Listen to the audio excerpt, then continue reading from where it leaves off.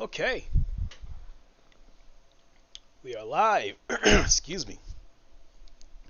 What is good, everybody? It is the Godfather of VR, the ageless one of the man Lincoln Clay. We are back for another GT7 daily race, Group B and C. This week looks like a couple of tracks that I like. Let's see here.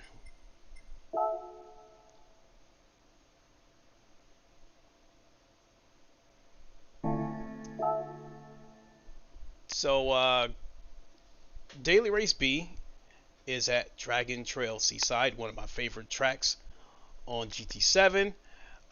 So I'll deal with it being GT4s. I mean, I prefer GT3s, but the last GT7 stream I did, the GT4s, Group 4 cars, it was alright. So it wasn't a situation where I don't want to do this anymore. It was alright. So I'll continue to do Group 4 races as long as it's on tracks that I like.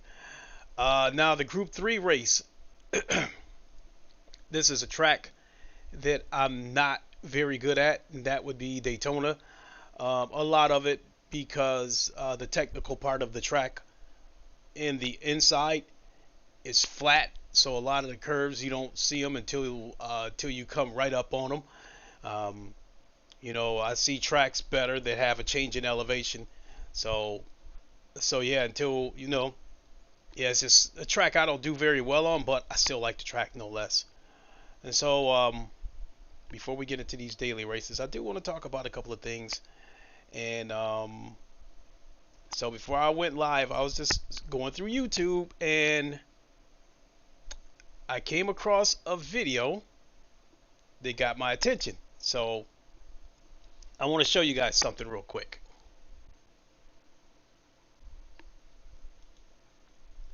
All right, so this is a YouTuber who goes by the name of Digit Gaming, and although I'm not sub to him, I have come across his videos several times, and so he made a video, and there was a couple of daily races that he did, and the notorious Kimi Vellicini, GT7's most dirtiest driver, was in these races, and it just so happens that Rory Alexander was in this race as well.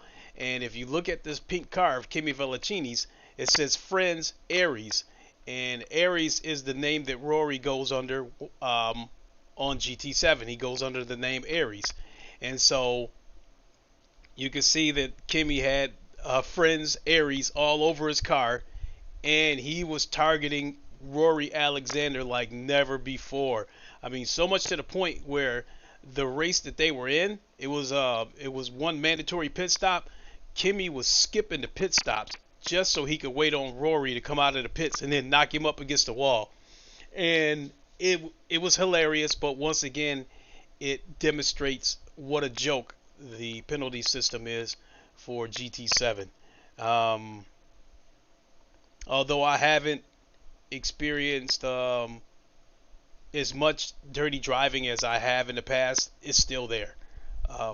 So I've just been fortunate that I haven't come across anybody who's like super dirty in recent weeks. So, all right, let's go back to this part,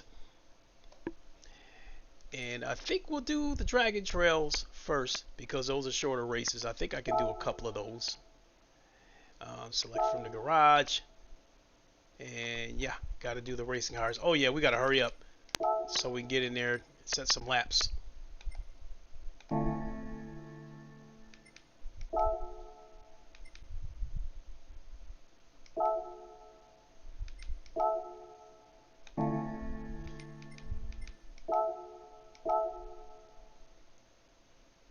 All right, we're good. So let me get the PSVR 2 headset on.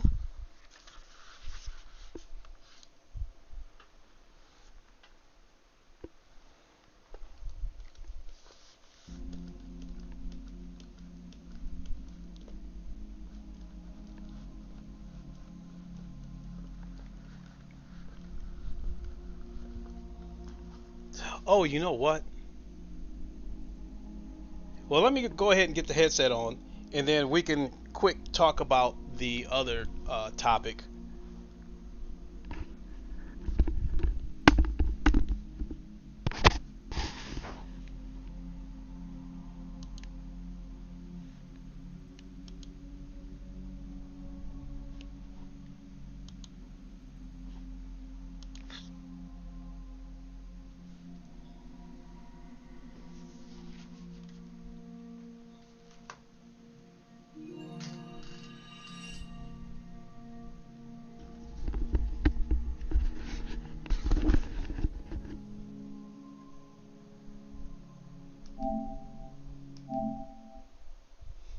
Okay, so the other topic that I wanted to talk about, which is in the title, and that is 2024 is underway.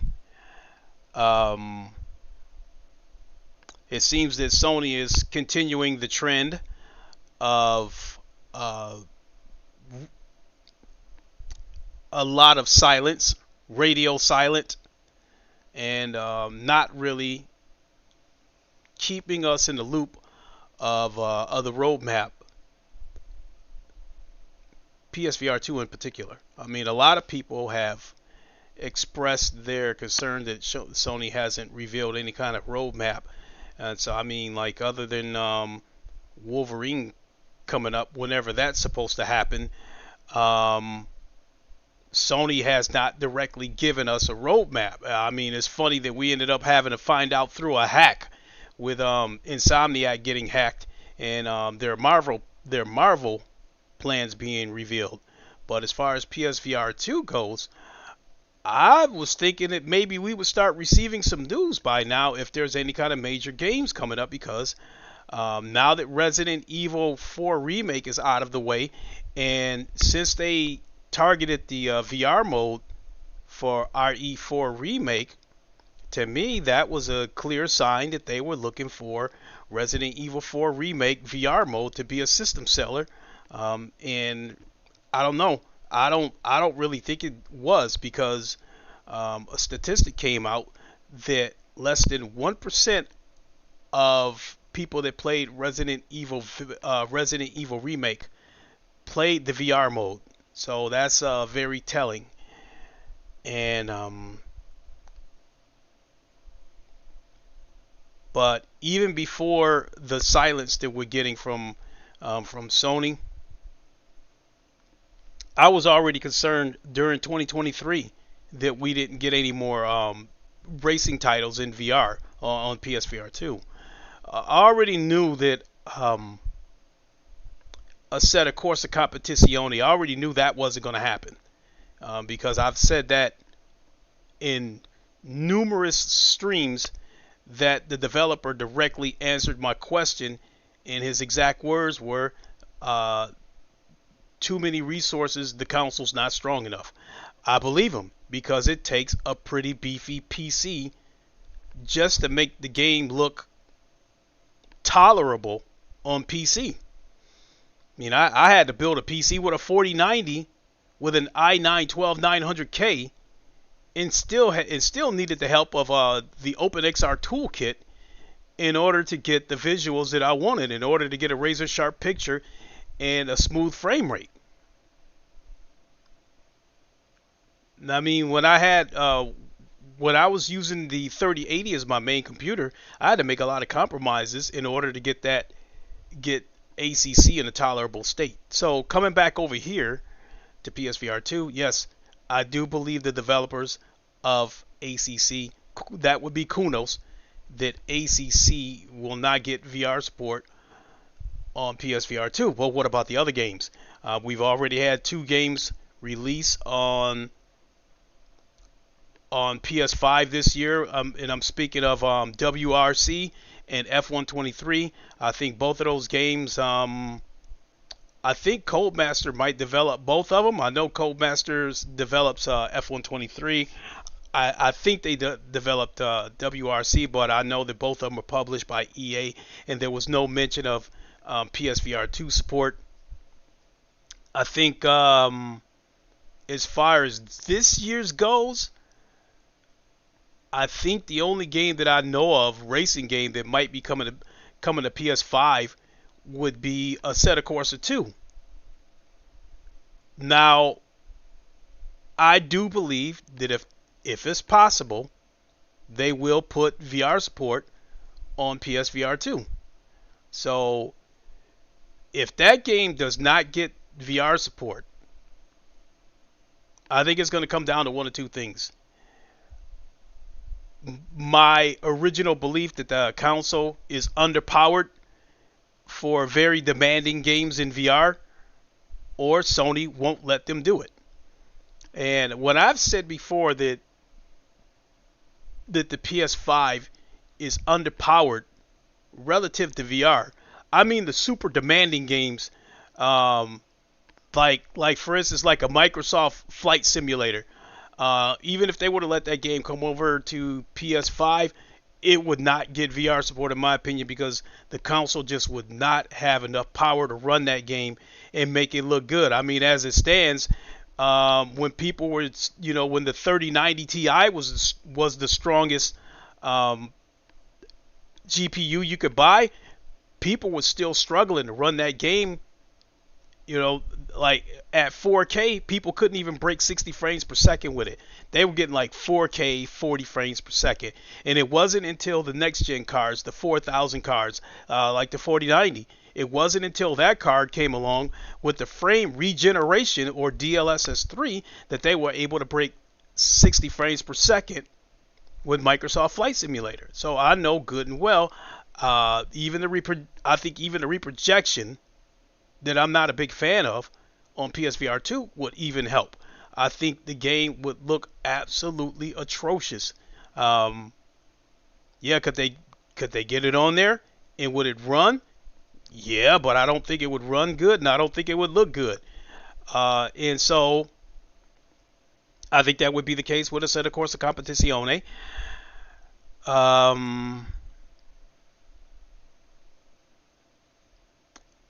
For all the problems that F122 had when it first launched, as far as the VR support goes, they made it a little bit better for F123, and I thought it was a game that they would need reprojection to do it, and yeah, it would probably be a little bit blurry, as a lot of these games are on PSVR 2. I thought F123 was a game that could have ran on PSVR 2, but we didn't get it, and we didn't get WRC either. I have heard things in the past where some content creators were saying that they learned through, I guess, various methods, that Sony told publishers not to add VR support to their racing games. So it sounds to me like Sony might want to be the only racing game on PSVR 2 with GT7.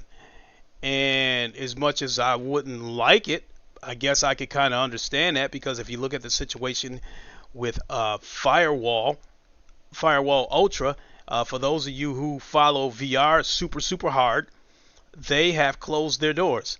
The game had a terrible launch, and it cost them. The studio closed their doors, and even if the game would have gotten off to a good launch, they still would have had trouble, because there's so many first-person shooter games on PSVR 2. I had told people about that. I had warned people. I don't like to use the word warn, but I had speculated that there was going to be more first-person shooter games on PSVR 2 than you could count, and we've already got a few of them besides Firewall. You got Pavlov. Well, now we've got Breachers. We have Alvo. I guess Contractors is rumored to be coming, and so as far as multiplayer game goes, that's like 4 of them right there. And then we still have the single player games like Crossfire, Sierra Squad, and a few others. So Firewall would have had a hard time with all those other first person shooter games out there. So that being said, that yeah, if there were a bunch of other racing games on PSVR 2, I think that GT7 would survive it, but they probably wouldn't make as much money as they would with them being the only racing game on PSVR 2. So I guess what I'm trying to say is that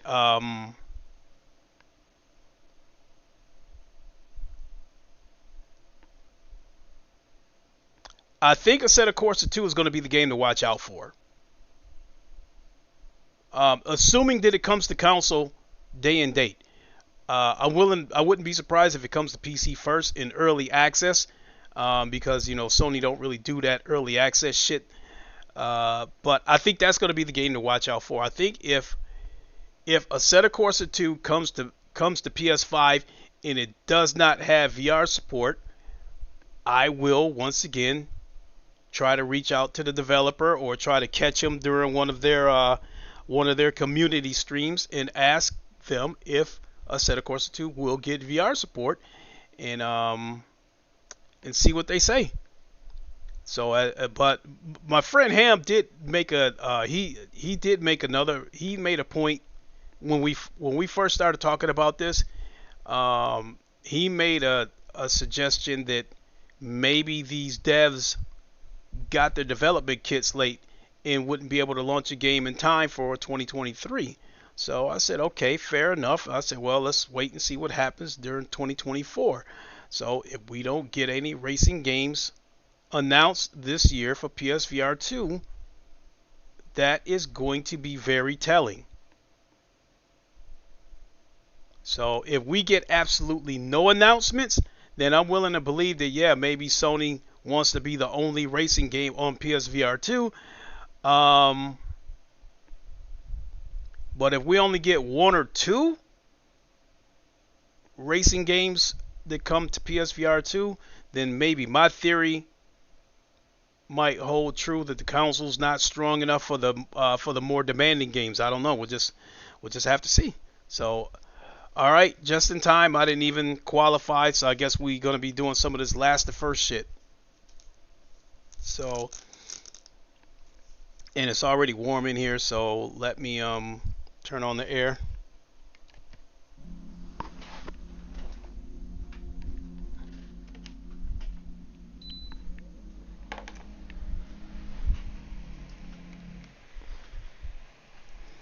All right.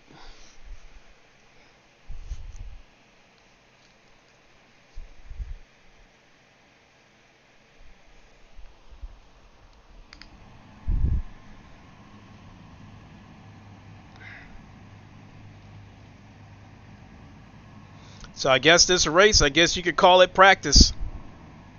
After this race, we'll go back and actually qualify. Fastest lap on here is 146. All right. I'll just call it 146 flat.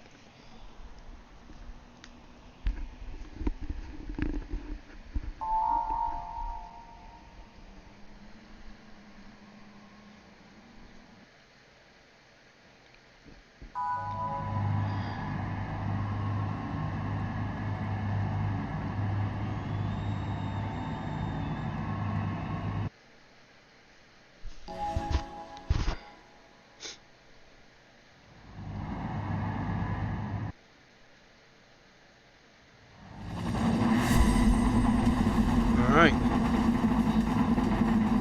Here we go.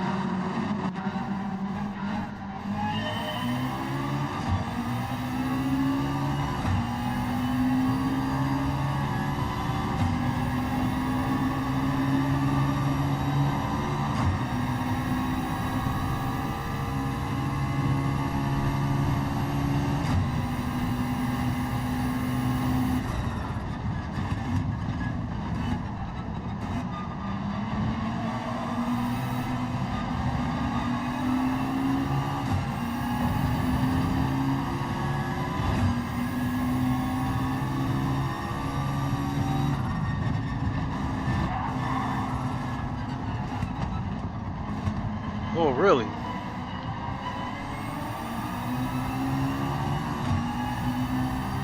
And he did it clean. I can't say anything. Not only that, I didn't practice, so that's all on me.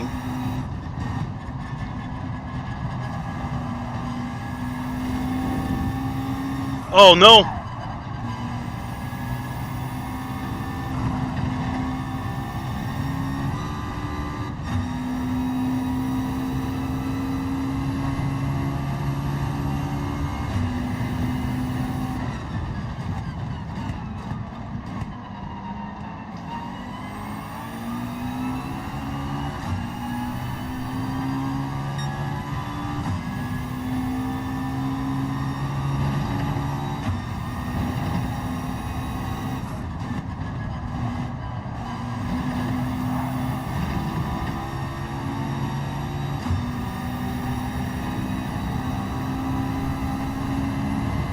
Oh, I didn't even notice him right there. Woo!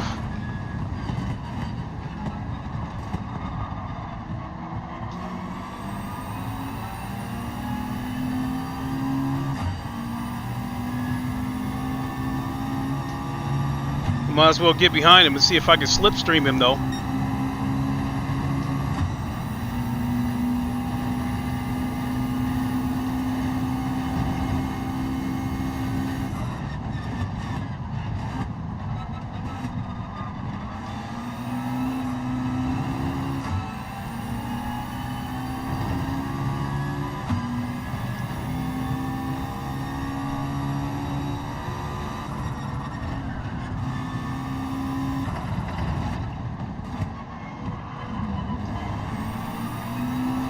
Oh shit! Probably gonna get a fucking penalty for that.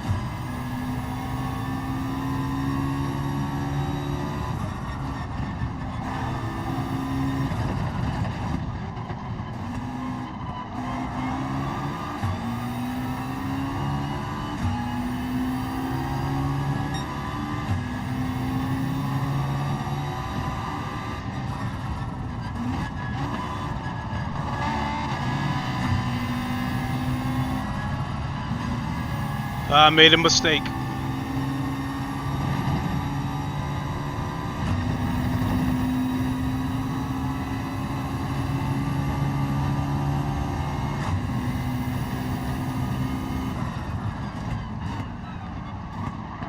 And I made another.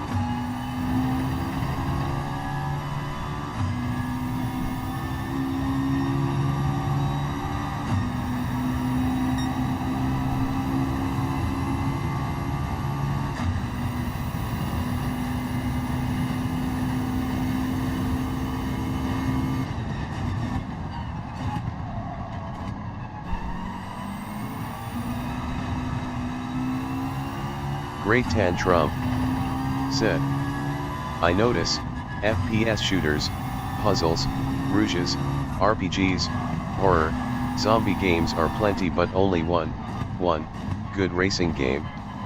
GT7 is it? Like, as far as VR support goes, it's not a case of one good racing game, it's just one racing game.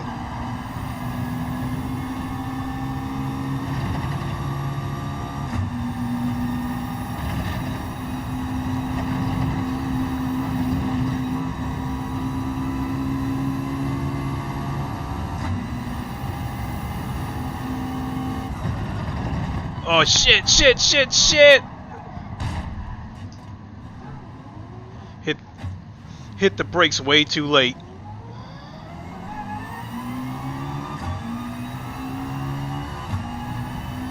Nah, came in dead last.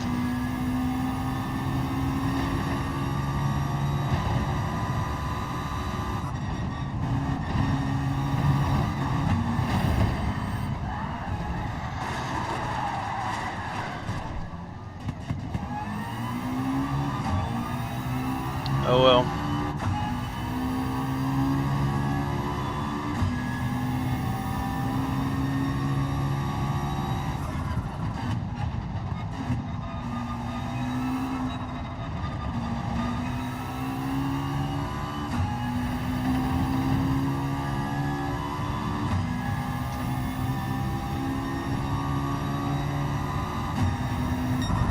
Oh my God.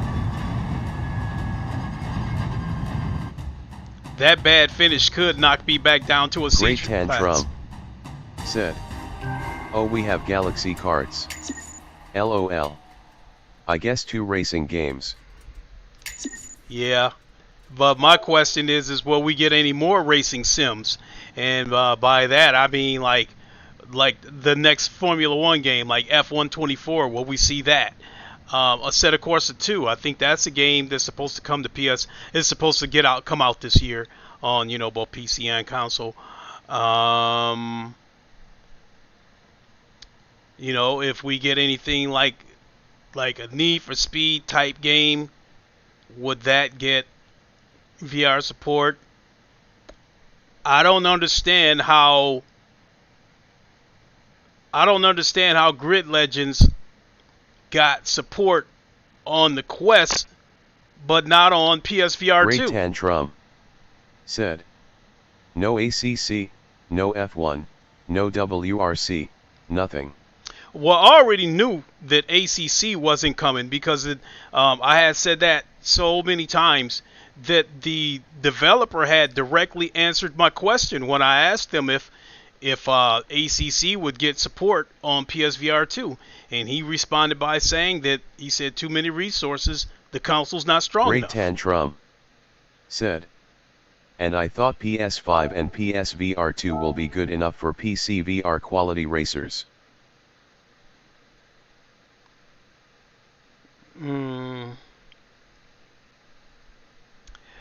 I think with like using GT7 as an example, I think that they've been tweaking with the assets. Like when PSVR 2 first came out and people were complaining about how blurry Horizon Call of the Mountain and GT7 were, updates came out shortly after that where both games ended up looking better. But I was able to spot the trade-off. Great Tantrum said, GT7 is a fluke LOL. If you're talking about a fluke in terms of how it looks or its success, I don't think it's a fluke that is success. But in terms of how it looks, again, when the game first came out, and it was... One Speed said, sup link. Hey, One Speed, how's it going?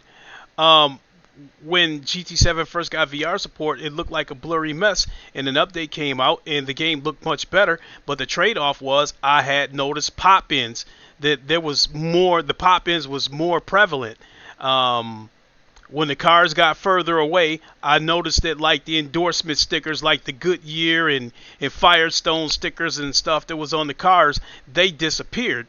And as you got closer, Jackson Kincardine said, "Happy New Year, Mr. Clay, sir. All the very best to you and yours for 24. Same to you, Jackson.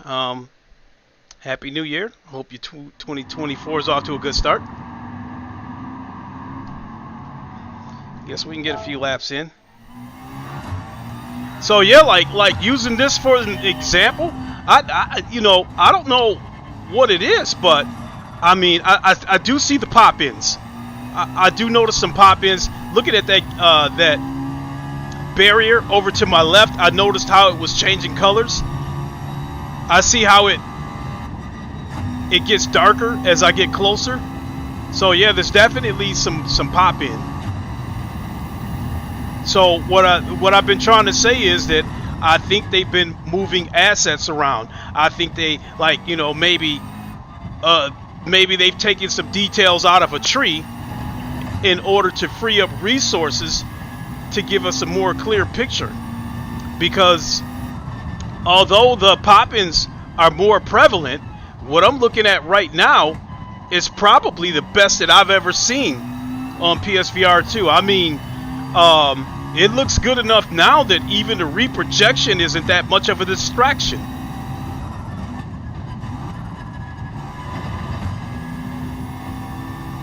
And I can deal with the pop-ins, but I understand with racing games, there isn't a racing game out there.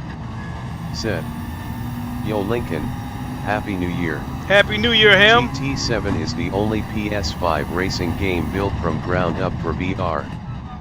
Polyphony Digital said as much. That's what it takes to get racing games on PSVR 2. But Sony claims they want hybrid games, so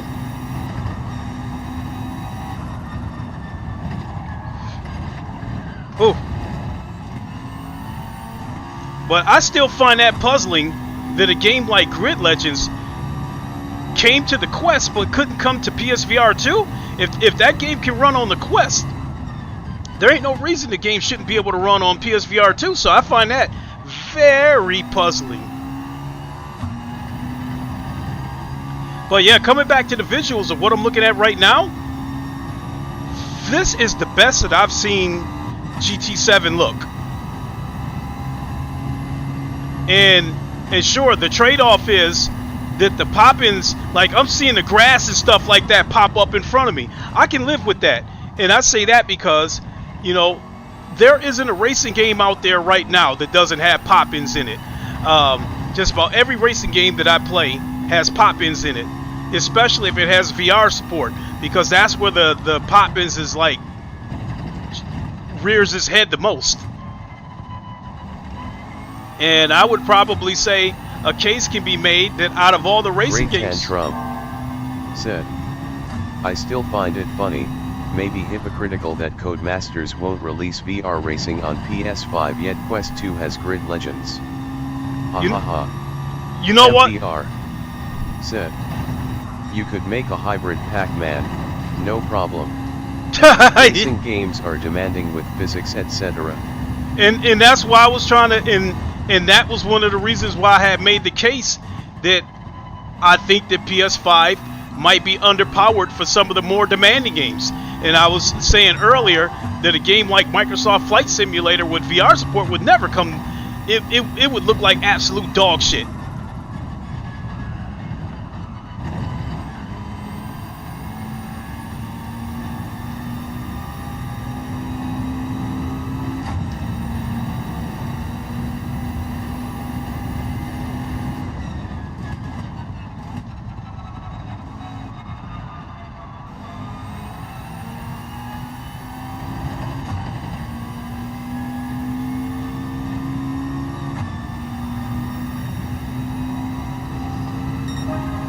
Alright, let's see if we can get a good lap in earnest.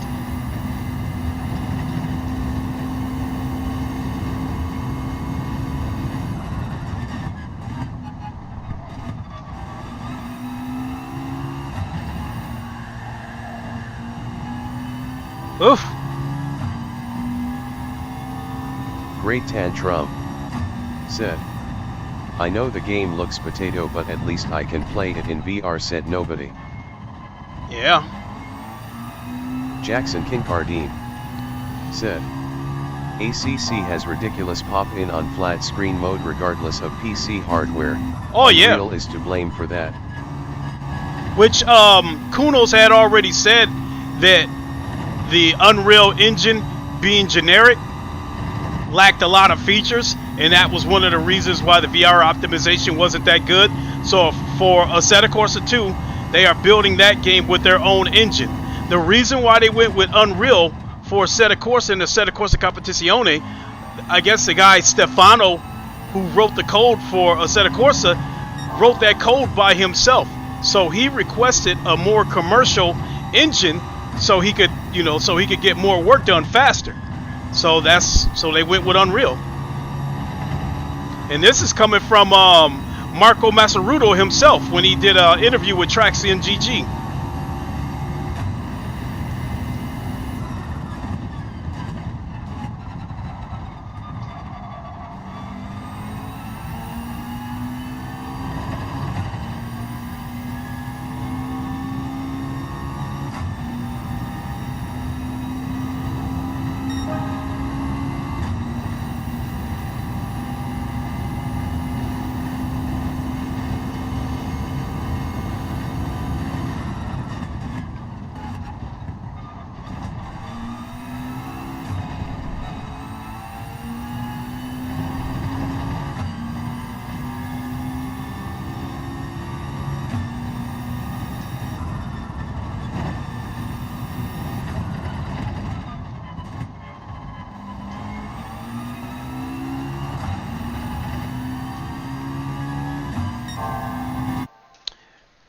These GT4 cars do not have the braking of the GT3 cars. Where am I at? I'm still a B-class driver, but wow!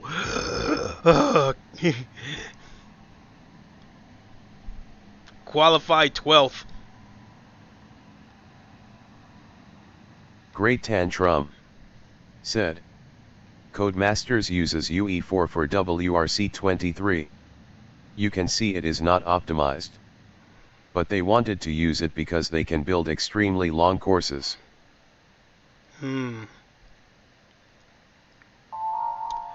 Well, F123, for example, I think it looks good in VR. I just think the picture is not razor sharp.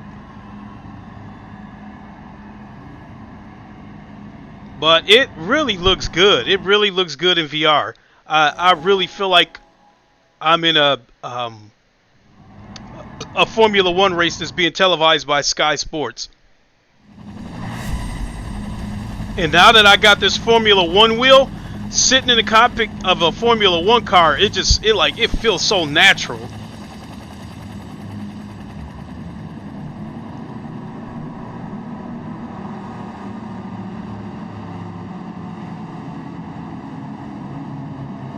All right, here we go.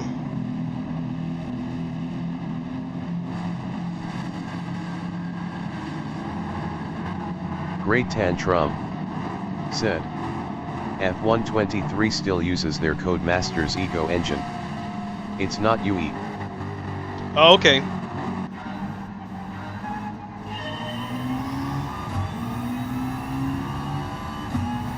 So yeah, I gotta admit, what I'm looking at right now is probably the best that I've ever seen GT7 look on PSVR 2.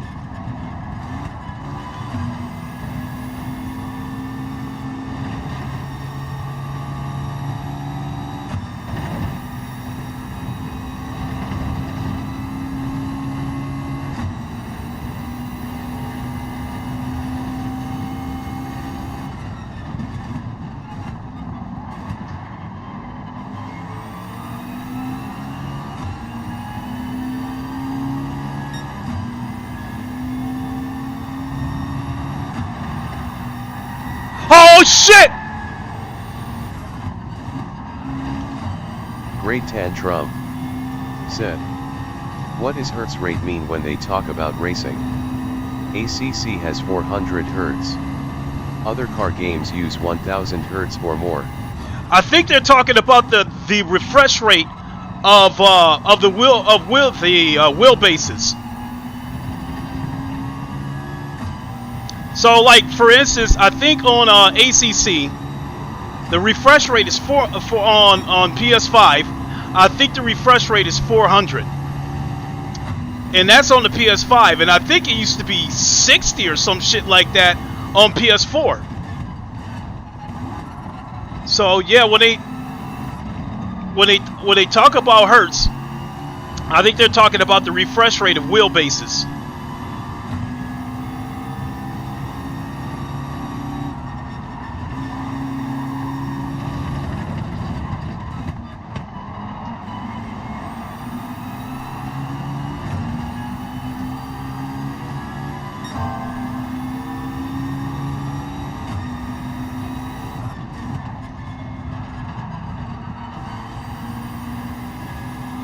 Jackson Kincardine said, 400 Hz on ACC is the surface traction physics of DATS.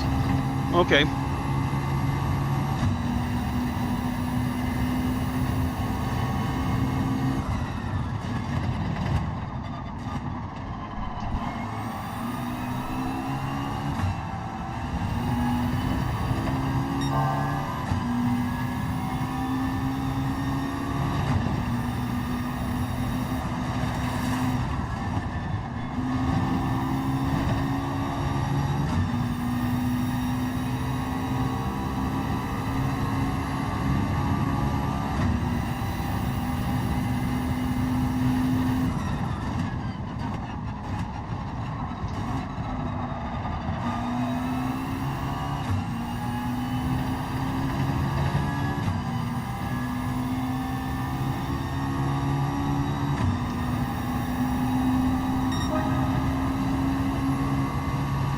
Yeah, so again, Tantrum said, so, I need a good FFB wheel to notice the high quality road surfaces. I only have a Logitech G29. Jackson Kincardine said, updates, it sends tire contact data at 400 Hz, iRacing's equivalent is 60 Hz. okay.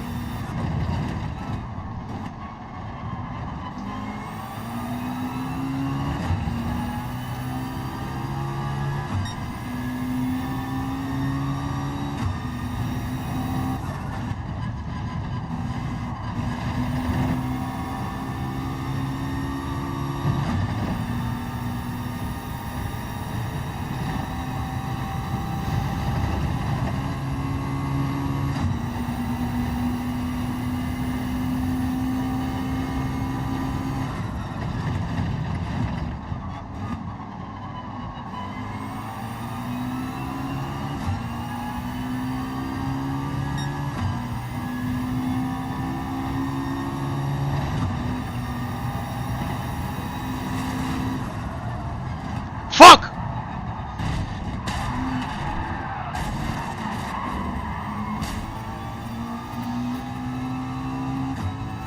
Oh, my car's taking on like massive damage.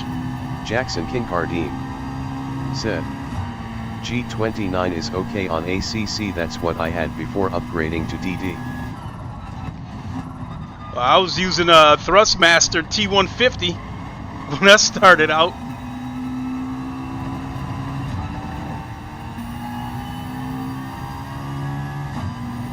Oh, that hitting that wall like totally destroyed the car.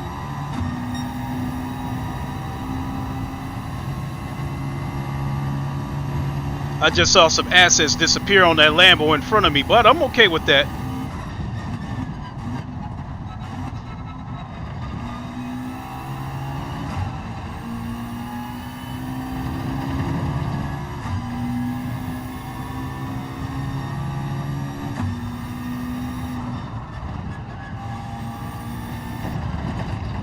Great Tantrum said, People keep saying FFV is the way top go for racing.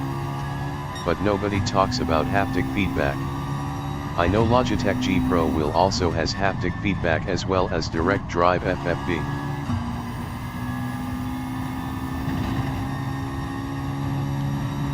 This day, I mean, as far as force feedback wheelbase is at this point, there's so many choices out there now.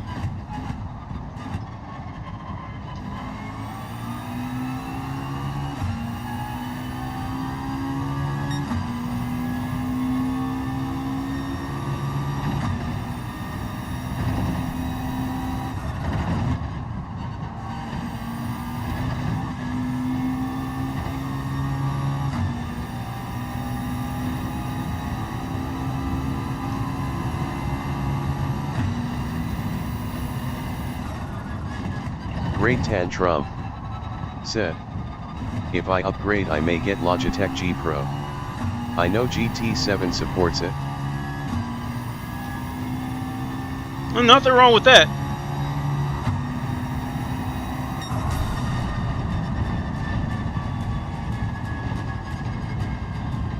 Jackson Kincardine said, in my honest opinion, solid rig first, good pedals second, DD third is the way to go. Agreed.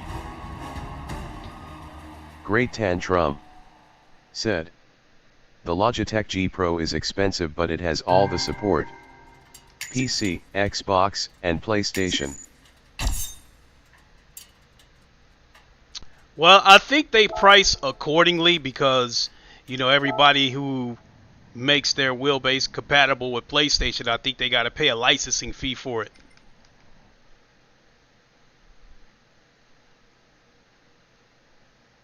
Because I think with Fanatec, any wheelbase that supports PS5, I think it's like $100 more than the standard base. Let's see where we at on here. Select from entry period. Yeah, we'll go ahead and do this race. Let's change cars and go to my normal. Put the mediums on there.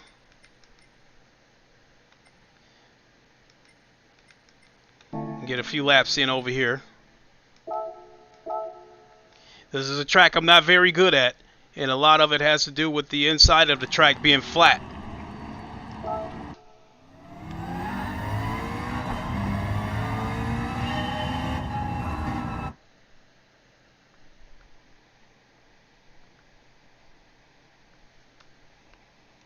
A little bit more.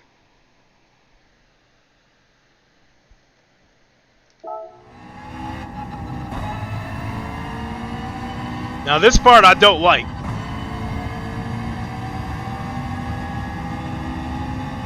I'm not. The car is tilted, but I'm not.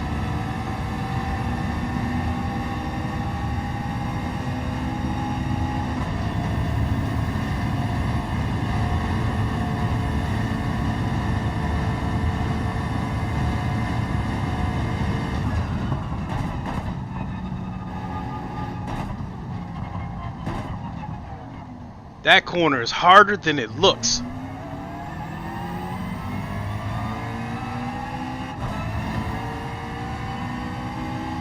Now this is a track where having razor sharp visuals in your VR headset is crucial. Great Tantrum said, at Jackson Kincardine, yeah, I will need a rig. I am using a wooden table having the G29 clamp to it and the G29 box to keep my pedals from sliding. Well, if you get that G Pro direct wheelbase, I think it's about 10 or 11 Newton meters. That's not... Great Tantrum said, GT7 uses camera lock to horizon instead of track. Yeah, that's not good.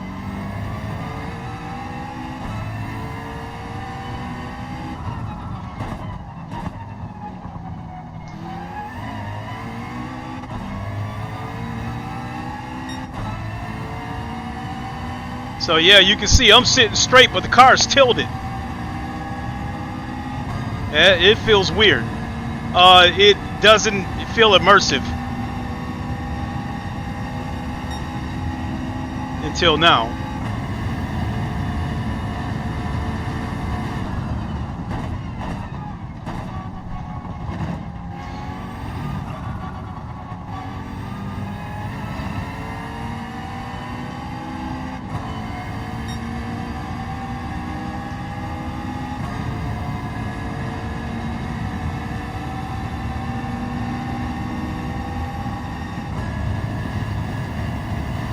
Great Tantrum said, they did it that way to keep motion sickness down. For me, I like it except for hard banking. As you said, that's not good.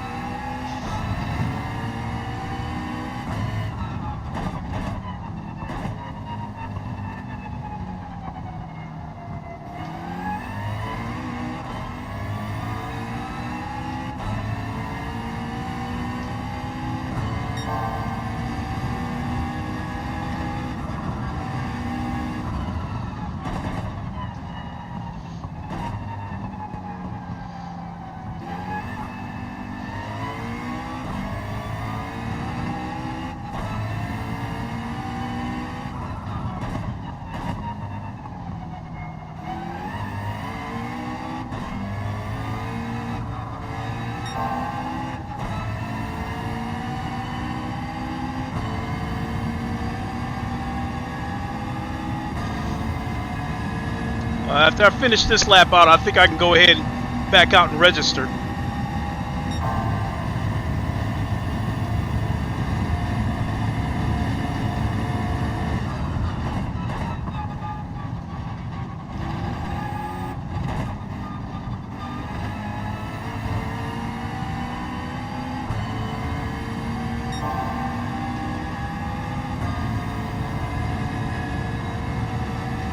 Great Tantrum said, on Assetto Corsa you can have camera lock to horizon but adjust some head tracking to get some tilt.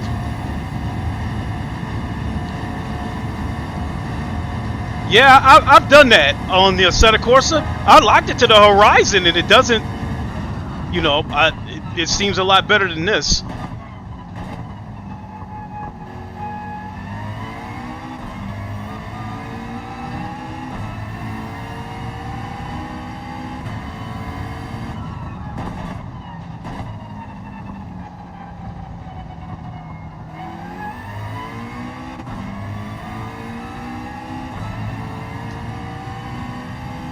Jackson Kincardine said, it's off-putting watching, to be fair. I don't blame you for feeling that way because it is a little off-putting to experience it.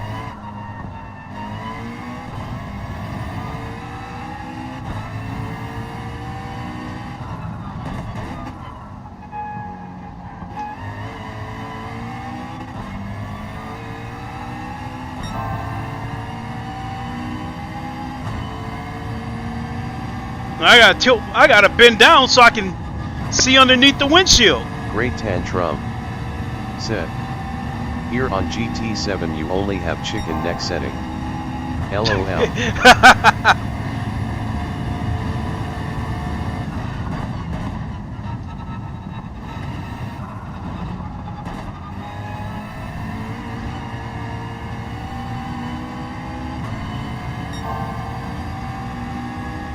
Ah!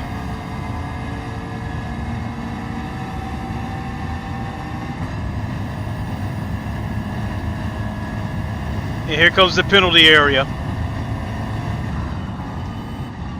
Alright. I might as well back out and register for the race and come right back.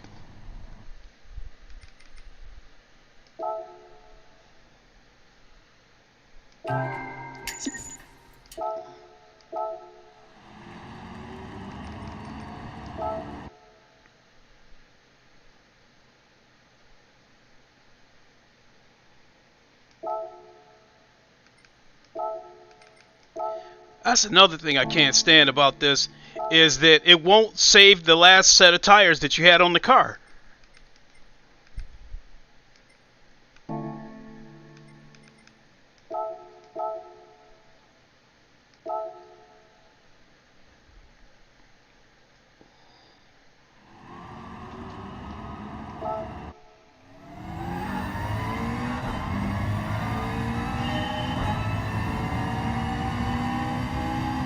And here we go with the chicken neck.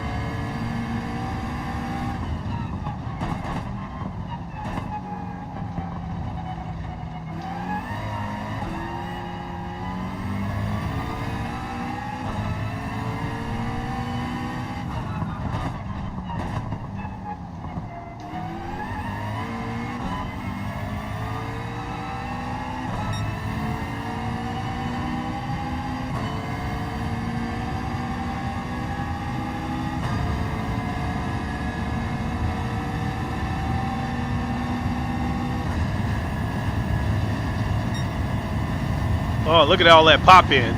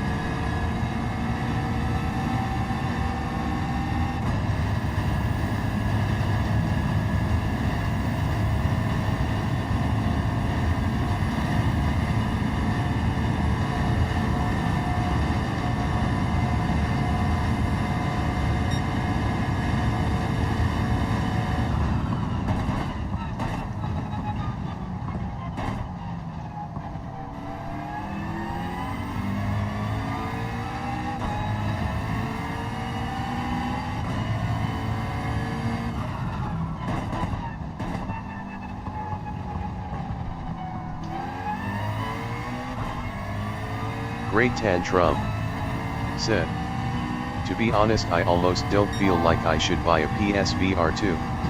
I know it's worthy just to play some games there. But the reason is I don't feel Sony's confidence for the hardware." Great Tantrum said, "I feel like Sony is being tone deaf about VR." Great Tantrum said, "It sucks as I know there are great games on it." I totally understand how you feel, because I have been a little bit, like, I'm not going to say that I've been vocal about it, because I don't want to be a negative Nancy, because I've noticed how some VR creators, some VR content creators are steering around, they're pussyfooting around, you know, trying to give the cold hard truth about PSVR 2. I mean, but I think the fact of the matter is, yeah, I think I'm starting to question Sony's commitment to VR from the standpoint of wanting to be the market leader in moving it forward.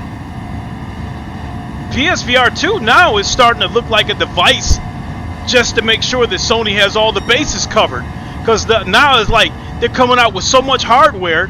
And it's like, whatever you want, it seemed like they got something for it. You want earbuds, we got those. You want a PS5 Slim, we got those. You know, you got a handheld, we got PS Portal. You want more power, we got the PS5 Pro coming up.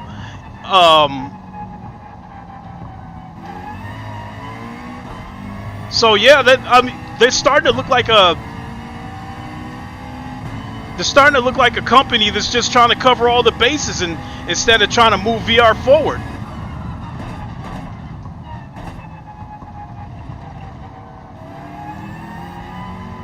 And now it's been revealed at the CES show, the Consumer Electronics Show.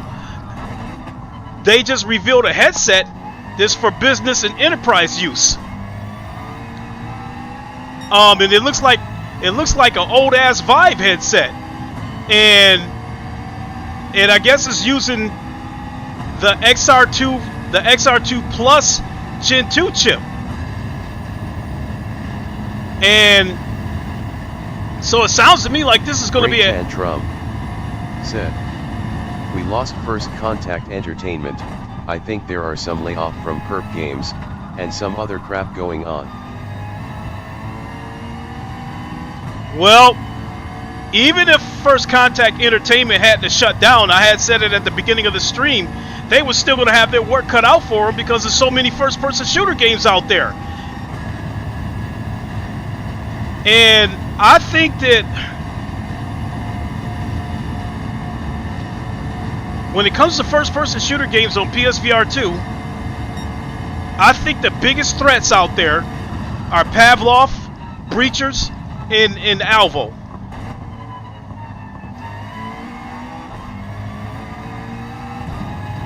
Firewall was going to have a hard time surviving. I mean, let's face it, the biggest reason why a lot of people like Firewall, the original Firewall 0 Hour, is because it gave us the closest thing we were looking for Rainbow Six, and now Breachers has done that in spades.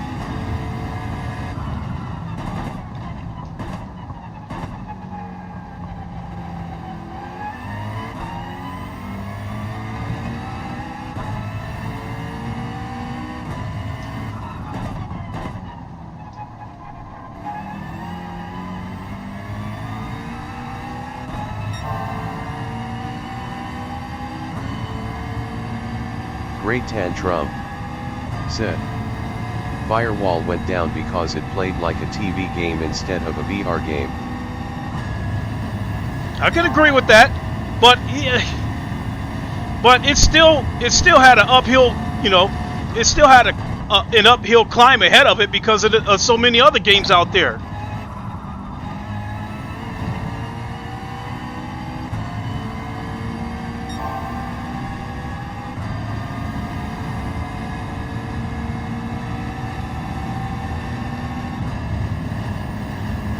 Great Tantrum said, "Then they blame the community for lack of support, not taking the responsibility of their own device." Yeah.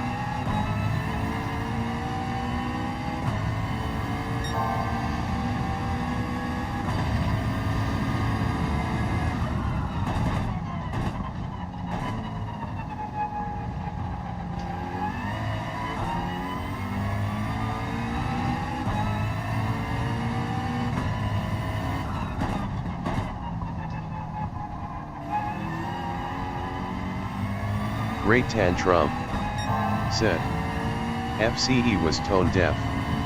That will kill the product." Yeah, I could probably agree with that they were a little bit tone deaf because several content creators have gave feedback to First Contact Entertainment, and I guess their response was more along the lines of, "We know what we're doing. Have you ever developed the game before?"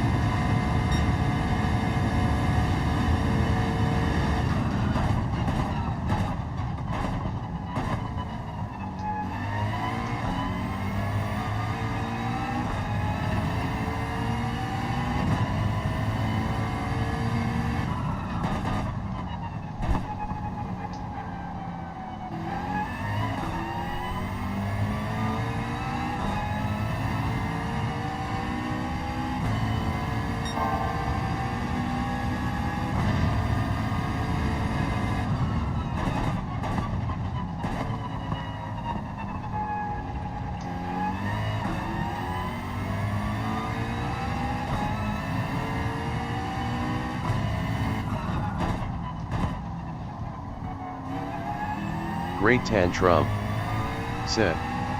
On a good note, Vertigo 2 is a good game on PSVR 2. Ay, ay, ay, ay, ay.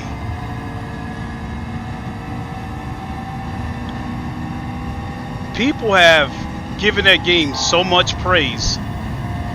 And, Great Tantrum said. Vertigo 2 was written and developed by a single guy. yeah. No excuses there.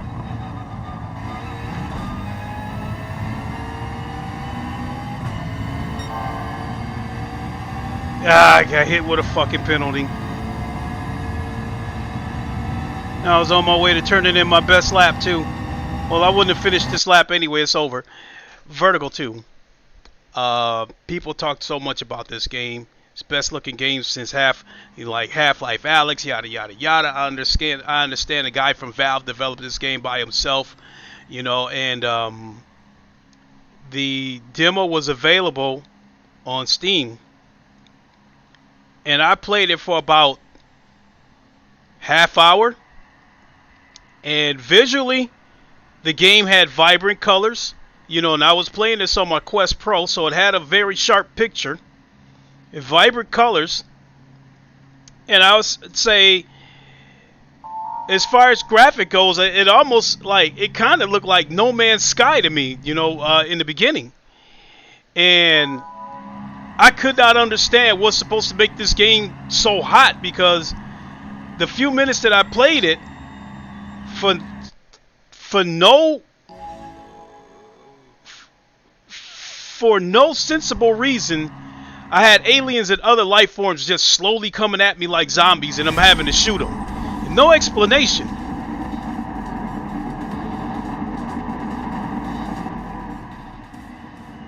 Yeah, we'll continue on with this Vertigo 2 thing after the race. Let me see here.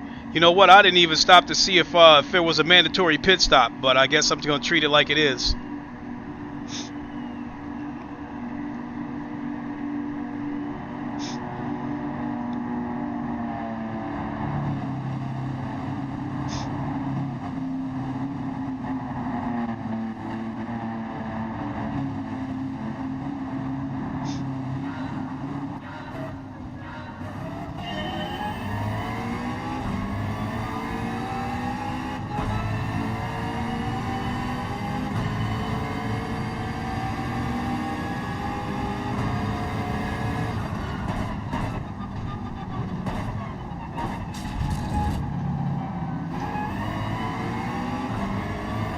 Great Tantrum said. There is a story. All I know is people are liking it. It reminds them of Boneworks or Half-Life Alyx. Now the Boneworks part is that it seemed like, you know, Great Tantrum nothing made sense about it. Said. It's VRAF in interactions.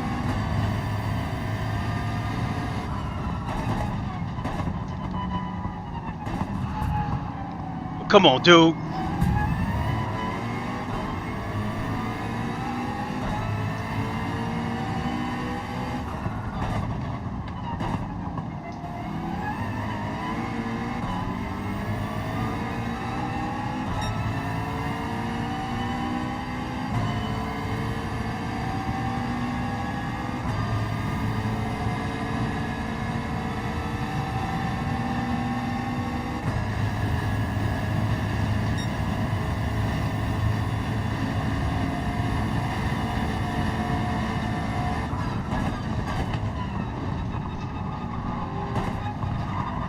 Damn it! Choke VR2 said.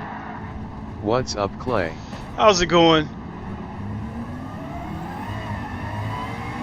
That's probably gonna get me a penalty too. That guy just dove up underneath me, just messed me all up. You felt like they just threw you in a place with no background or story and just start shooting aliens. Yeah, that's exactly what it was. And then I was watching Paradise Decay. I watched his premiere of the game today. And so the so-called story that this game is supposed to have, to me it didn't seem like a story. The dialogue was just, it seemed like a bunch of quirky one-liners that was just slapped together. It just, the story didn't seem to have any meat to it to me. It's just like a bunch of quirky one-liners. I like, okay, what's the deal here?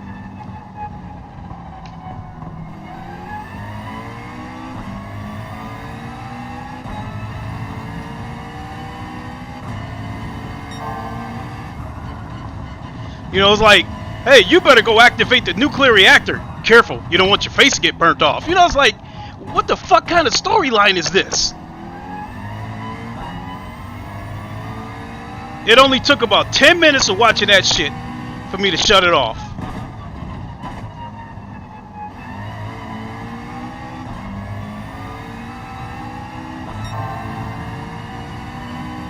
You know, I'm like, I'm seeing VR content creators losing their mind about this game, and I don't understand why. I mean, at least with Boneworks didn't have a story as far as I'm concerned.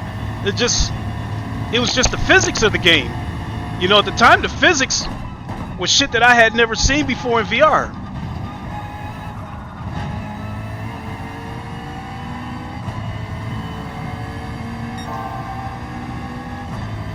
Well, in addition to me not being very familiar with this track, it looks like I didn't pick the right car either. I heard about the Ford GT being a little bit OP for this track.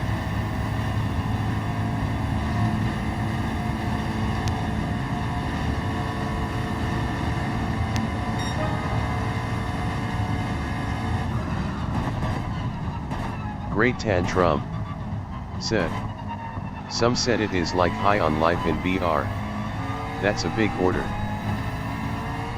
Okay. Still, to me, a quirky storyline. It's still a quirky storyline. I'm just,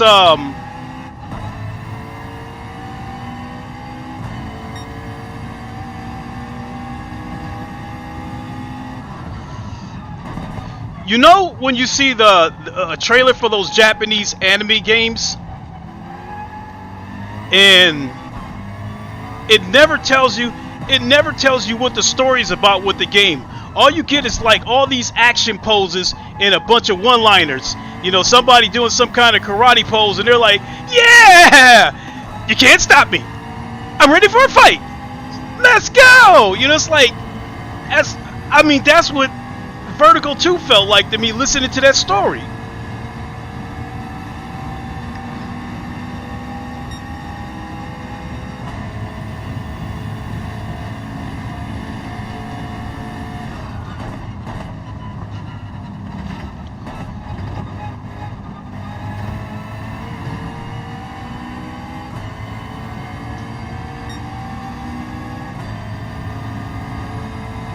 Oh, you know what? I forgot. I'm gonna have to make a pit stop.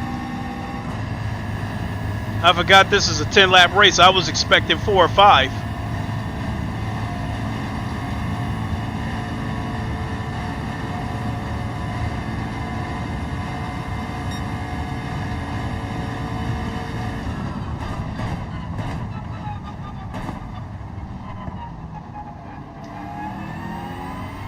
Great Tantrum said. I want to hear what Brian Paul have to say. I'll put it this way. I haven't heard a bad thing about Vertical 2 yet. I mean, the only person that even came close was Gamertag, and all he did was he was being honest, saying that there's some frame drops and that there's some reprojections, so at times the game is blurry. And and to me that's not a negative. It's pure honesty. So that's, other than that, everybody else who seemed to review this game has like 110% positive about the game. and nothing negative, and how amazing the game is and stuff like that. I mean, like games with quirky ass dialogue, you know, with goofy ass dialogue, just.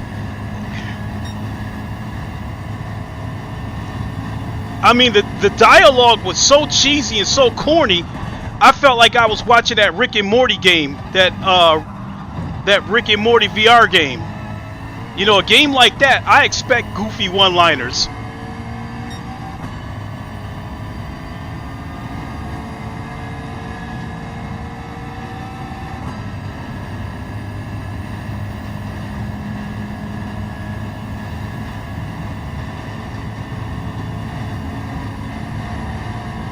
Great Tantrum said, maybe that is a show that PSVR 2 owners are starving for Half-Life Alyx. Hey, a good point.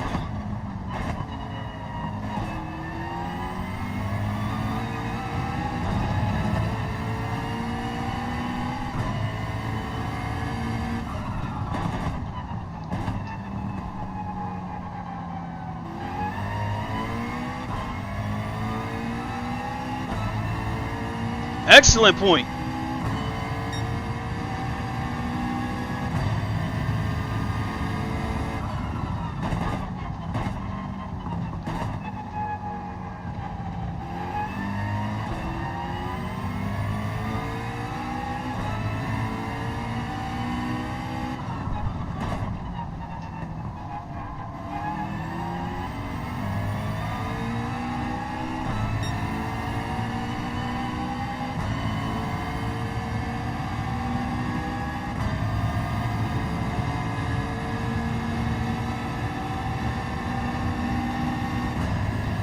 I don't think I've seen anybody go into the pits yet. Great Tantrum said, they are like, hey, we have a Half-Life-like game here.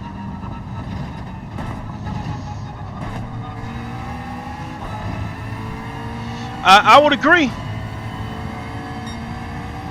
I mean, but some content creators have said that they've heard from sources that Half-Life Alyx is supposed to be arriving on PSVR 2. So if that's going to happen, I'd imagine it's going to happen this year. And in addition to questioning whether we're going to see any more sim racing games on PSVR 2 in 2024, I'm even wondering how many more if we're going to start seeing an abundance of hybrid games. The game even poked fun in the beginning about the crowbar.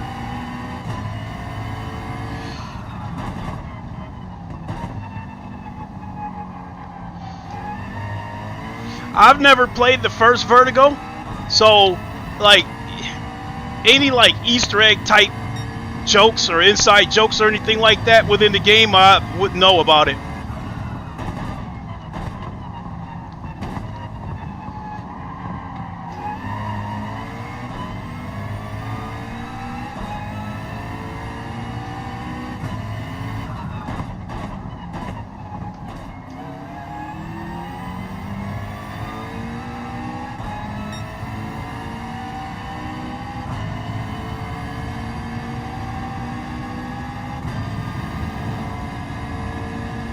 Tires are barely wearing out. And I don't think I've seen anybody go into the pits yet. Great Tantrum said, the crowbar being Half-Life weapon. Oh, I'm not even familiar with a lot of the Half-Life games. I mean, the furthest I've gotten on any of the Half-Life games was Half-Life Alyx. And I think I got about 75% through that game and I haven't finished it.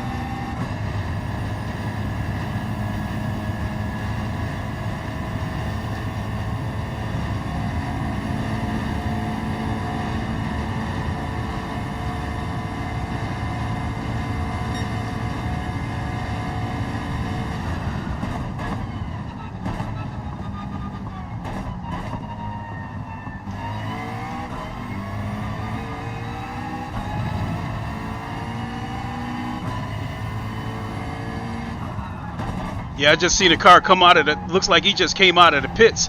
So yeah, I probably will have to go into the pits.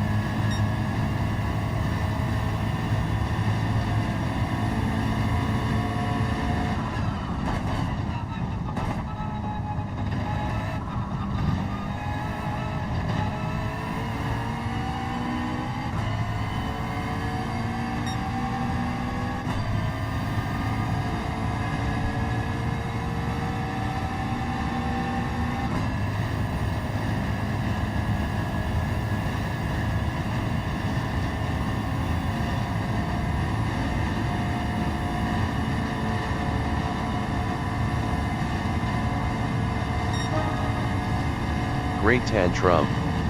Said. Fuel and tires still look alright. Yeah, they do, but sometimes these daily races require you to make a pit stop anyway, even though your fuel and tires okay.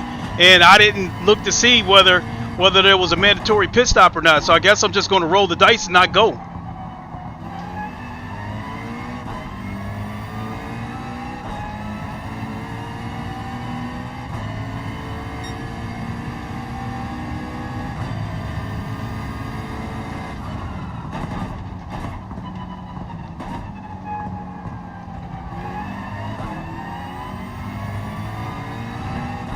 Before GT caught up with me again.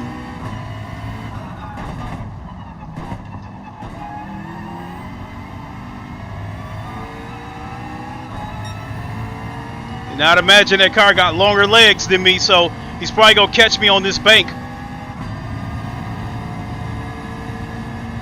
Yeah, he's already closing in.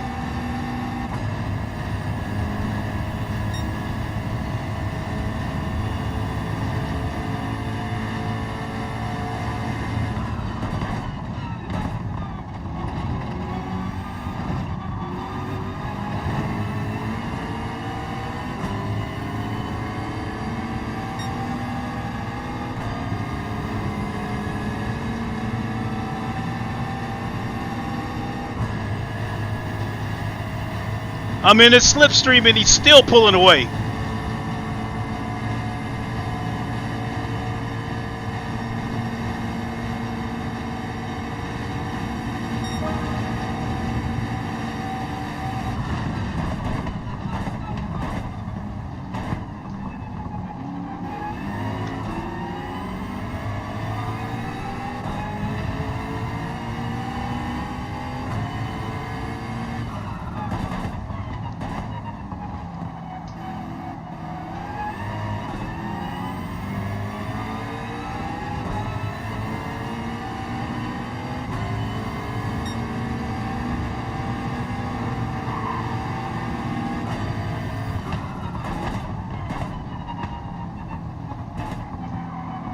Great tantrum. Said. Did you accidentally get the slowest car?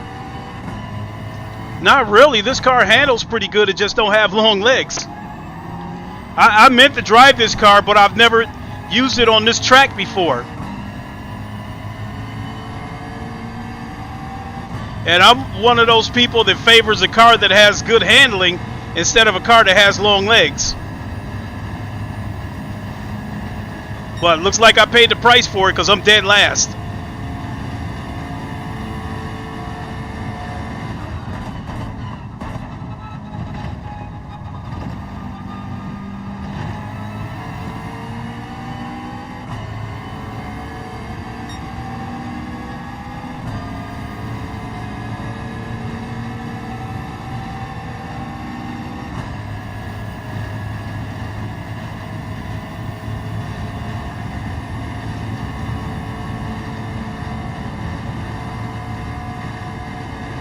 Great tantrum. Said. It's good on a track with lots of corners. Yeah.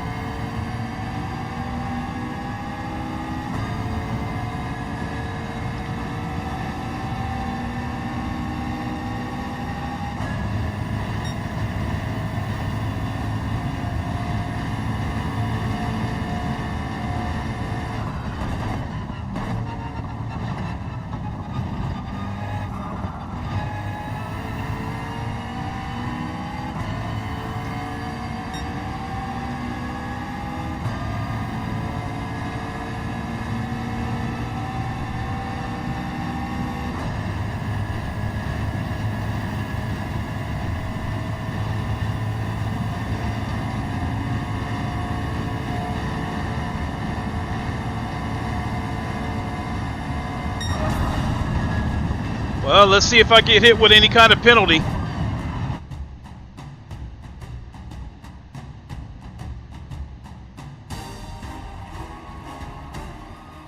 Yikes.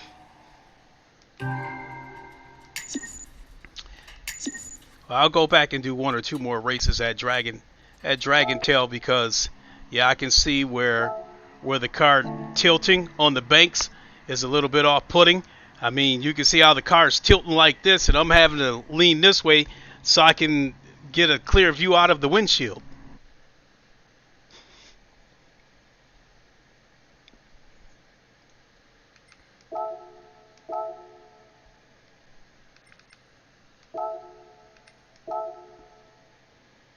I do trust the car for this one.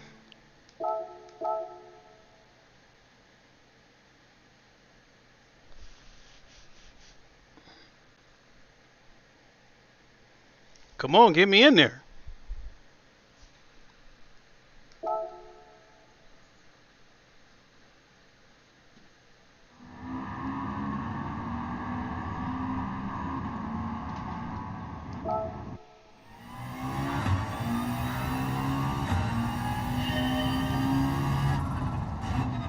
Damn, this car feels like a toy box compared to the Group 3 version.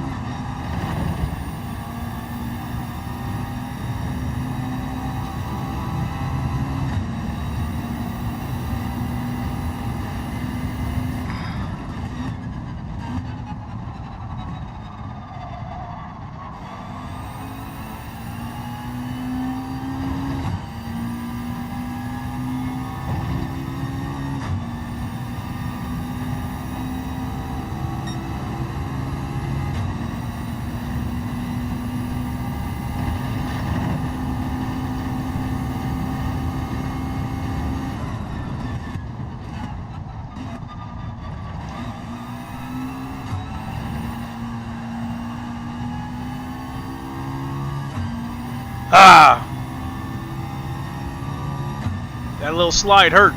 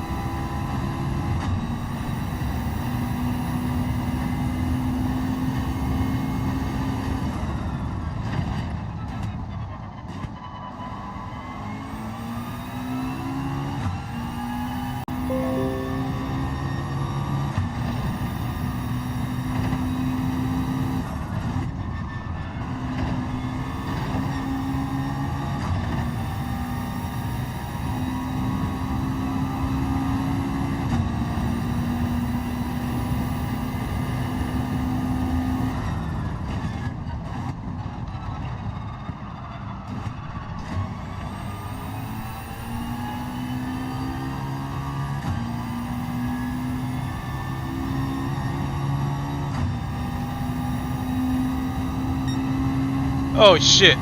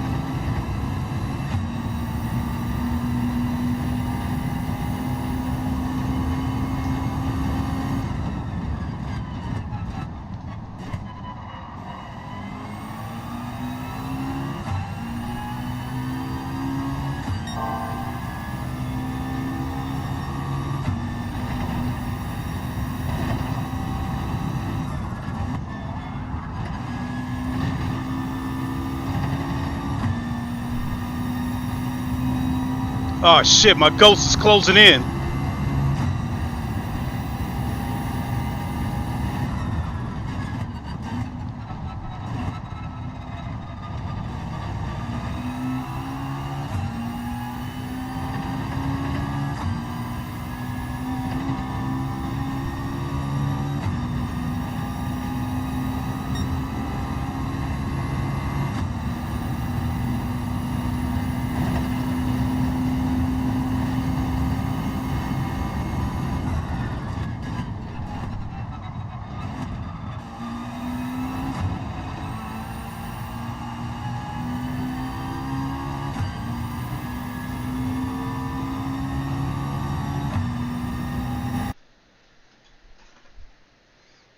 Alright. I was looking to get into the 148s. Well, at least the fastest lap isn't way down near the 146s.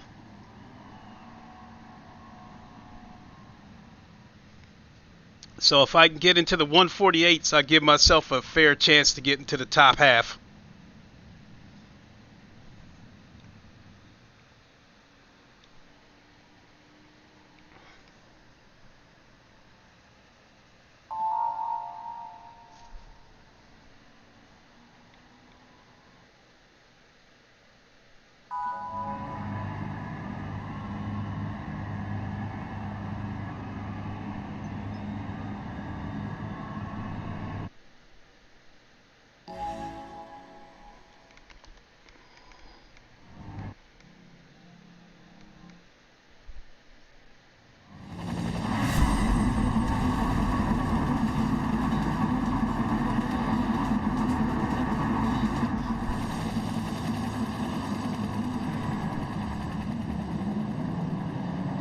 All right, let's go.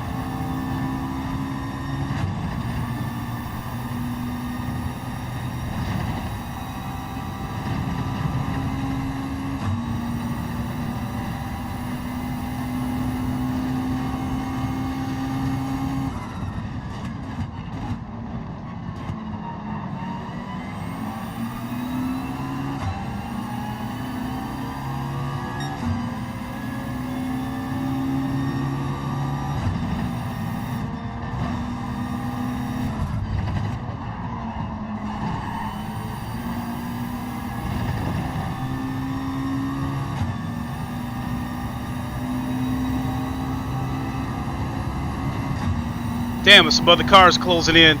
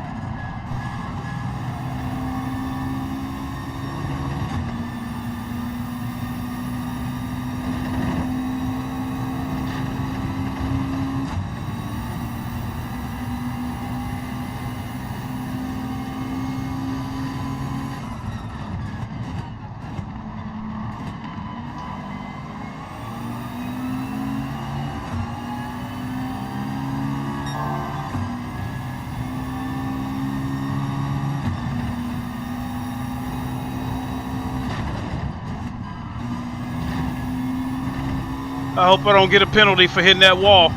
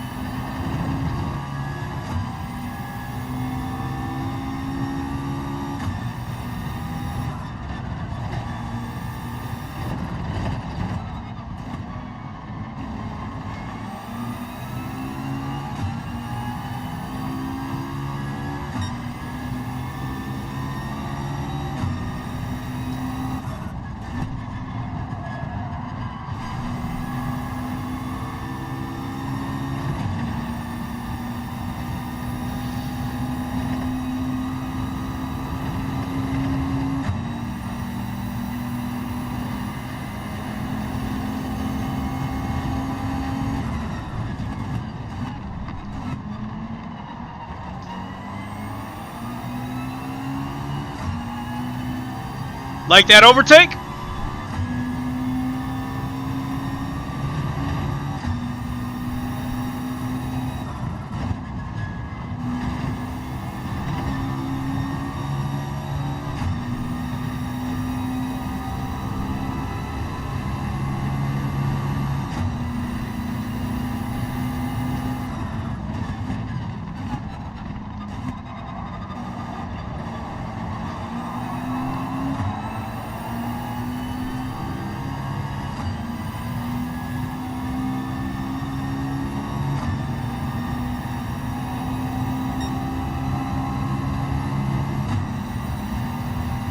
Holy shit, we got three-way.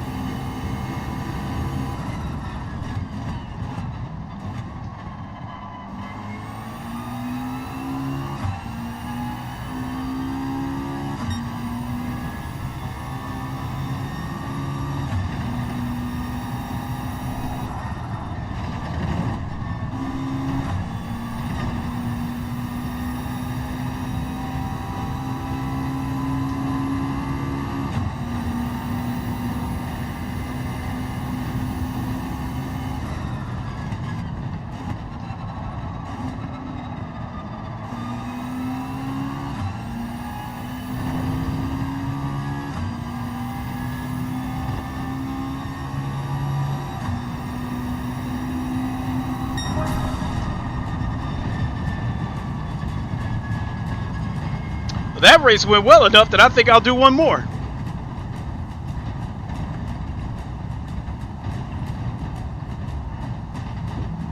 Took 7th. Think qualified 12th.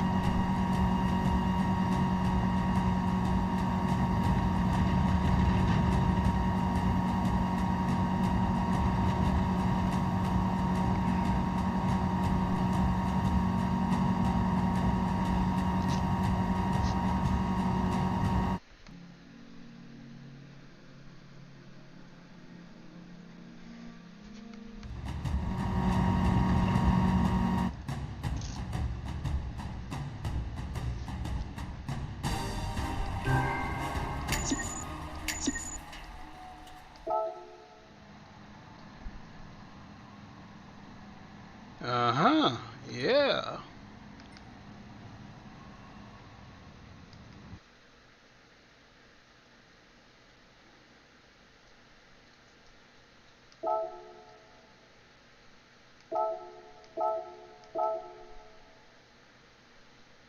All right, let me check something real quick.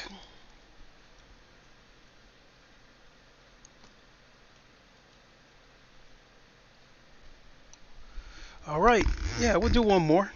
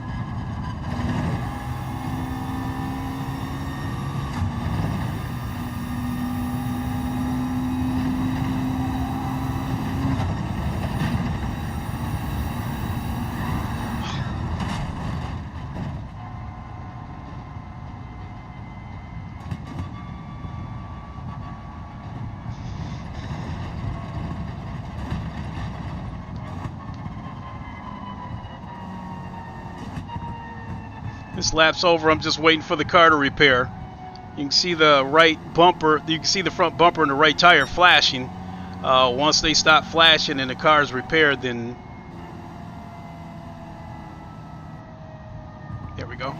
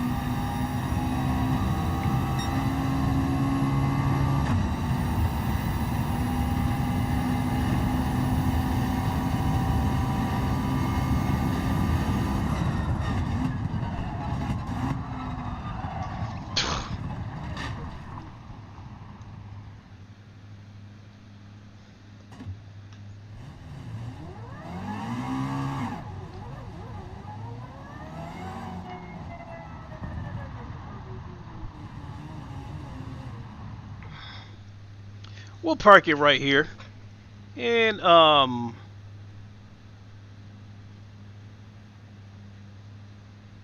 looking around at everything, and yes,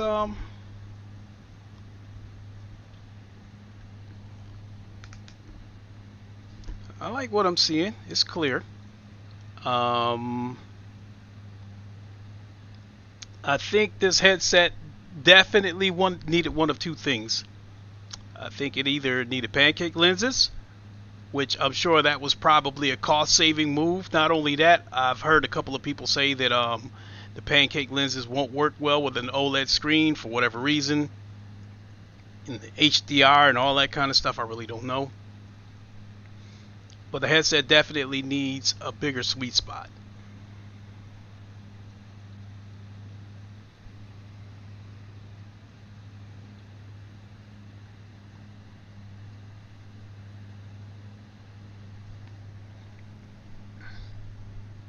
I mean, looking at what I'm seeing right now through these lenses, it looks pretty good.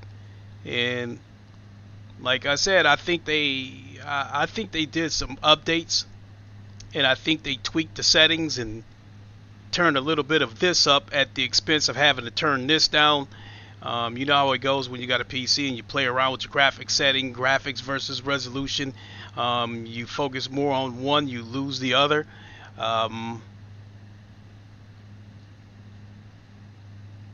So yeah, I think they might have did an update and made the picture a little bit more clear at the expense of the pop-ins being a little more noticeable.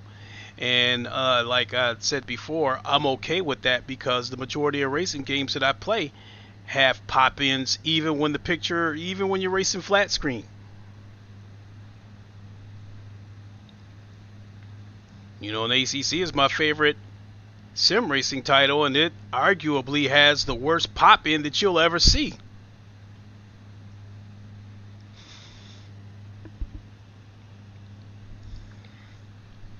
All right, we got 3 minutes, 20 seconds.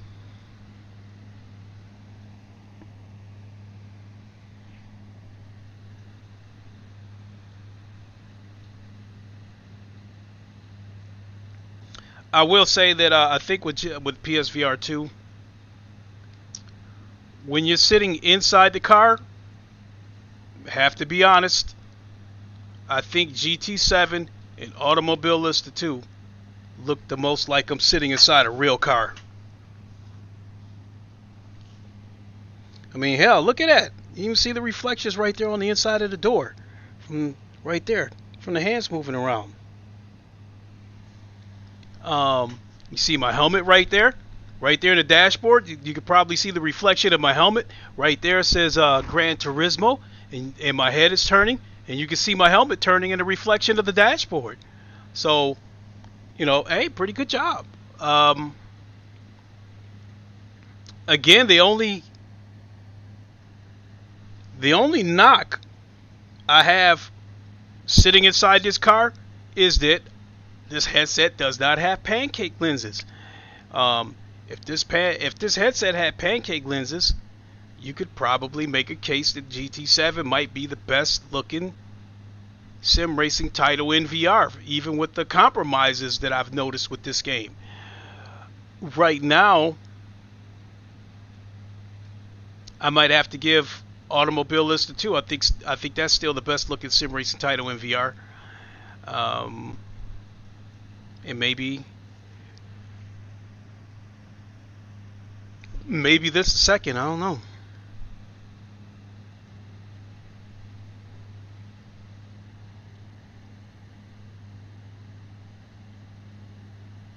Now, when the PS5 Pro comes out, if they give the developers the freedom to optimize these games whichever way they want, because one of the big things that worries me about a PS5 Pro, you know, a lot of people just automatically assume that a game like this would do a native frame rate with this game, and maybe they would.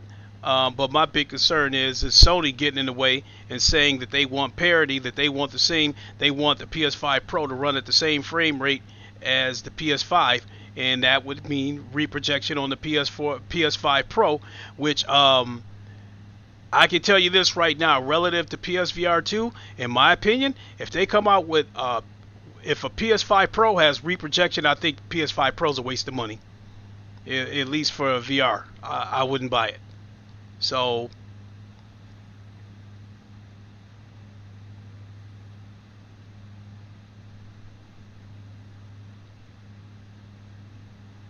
I don't know if it's possible, but along with a PS5 Pro, I'd like to see a revised version of this headset with pancake lenses. You know, if they charge $50 more or something like that, I would be willing to pay it. I mean, with PSVR 1, when they did a revise of that headset, it had the HDR pass-through, because on the original PSVR, let's see, I'm 12th again. On the original PSVR, when you had to go through that breakout box, whenever you use your PSVR headset, you had to unplug the box and plug it directly back into your TV if you wanted to get your HDR back. Otherwise, you lose your HDR. And then when they came out with the revision of the headset, it had an HDR pass-through, so you never needed to unplug the headset from the breakout box. I'd like to see a revision of this headset with pancake lenses. So, as much money as I spent to build my computer, over $4,000 to build my main computer, mainly so I can race a set of Corsa Competizione with a clear picture, with a clear, crisp picture in VR. I'd be willing to spend $1,100, $1,200 to get a PS5 Pro along with a PSVR 2 with with pancake lenses, something like that. But that's only on the assumption that the game will have a native frame rate and not reprojection. All right, here we go.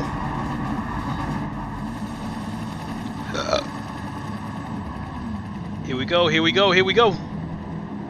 Like Dak Prescott says, here we go!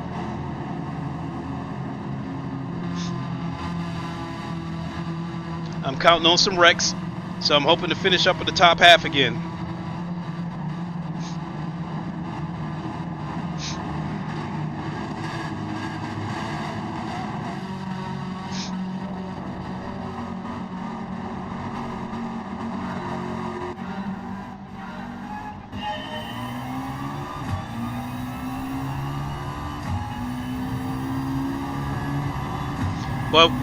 But even with the reprojection doesn't seem to be as bad as it's been in the past. But main thing is, I can see the corners.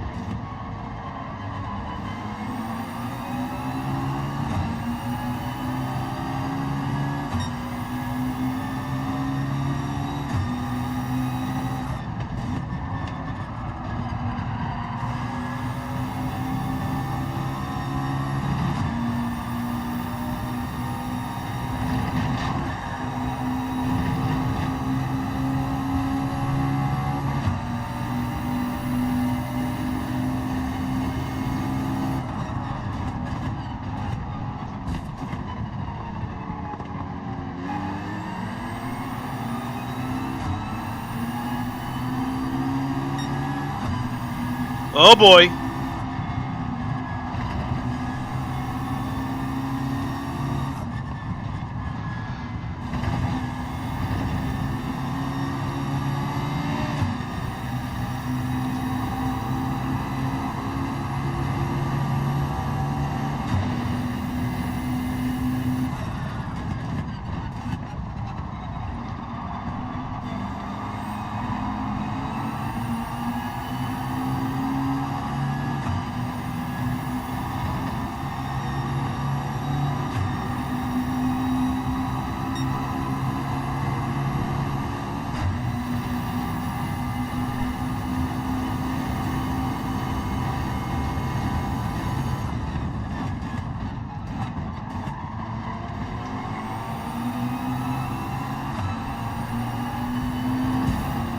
Oh!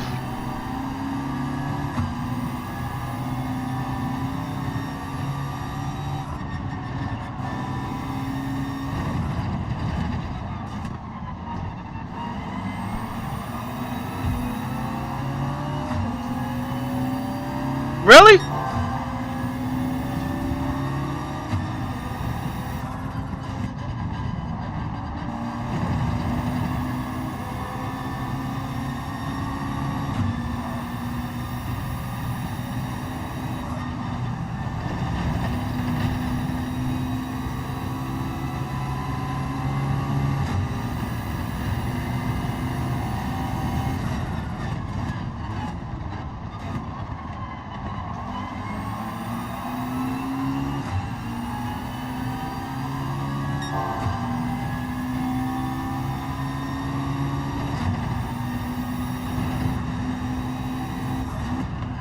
Shit. That's better than hitting the wall.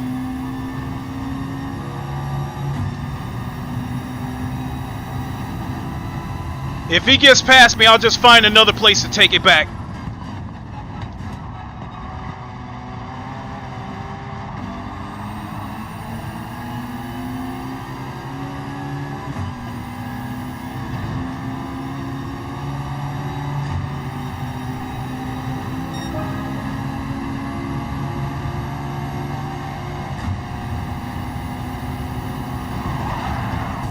I knew he was going to try to squeeze me.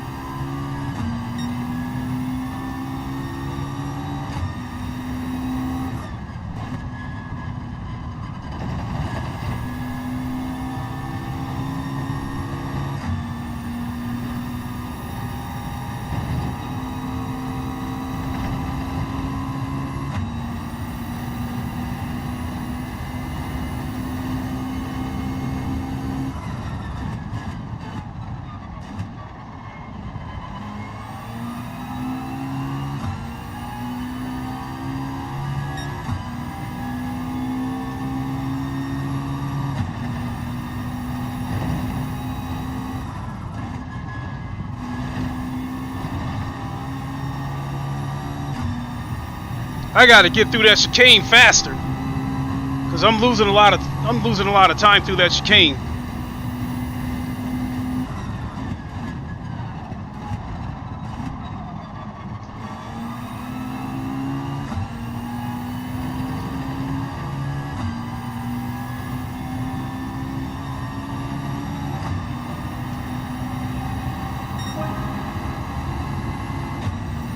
Damn, he is closing in.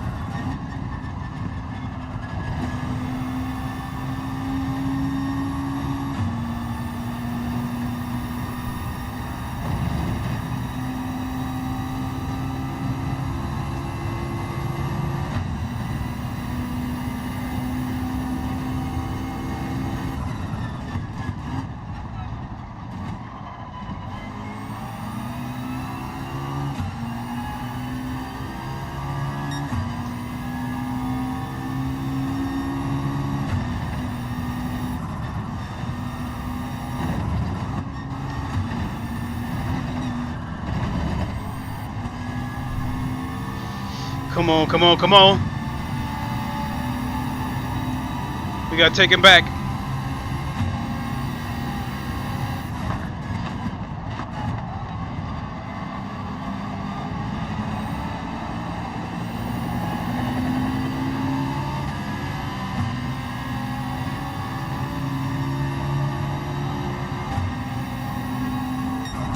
Damn, hitting that wall broke my back. I had 5th place.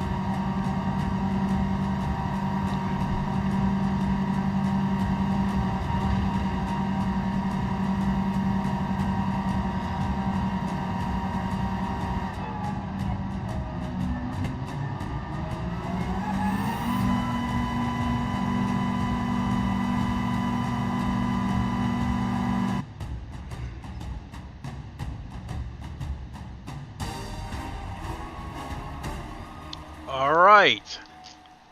So, I think I'm going to leave it there, but we're going to go go redeem the roulette ticket first and see what they're going to give us.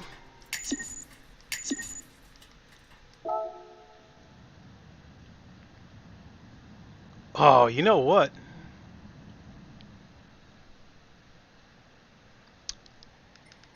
Before we go, let's do a lap on Circuit de la Sarthe with the legendary 787B. I love that car so much. And I'd like to thank those of you who just watched my video that I put out a couple of days ago comparing the Sauber Mercedes C9 in VR.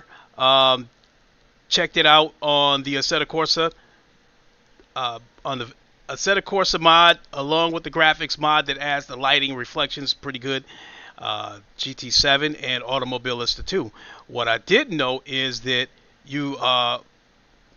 Automobilista 2 now supports mods. So now I can go get the 787B and race it on Automobilista 2 as well, because the game does not have the car natively.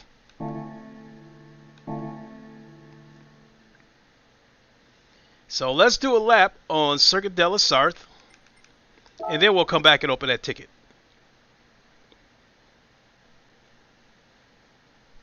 I love this track. It is my favorite track in the whole world. Let's change cars.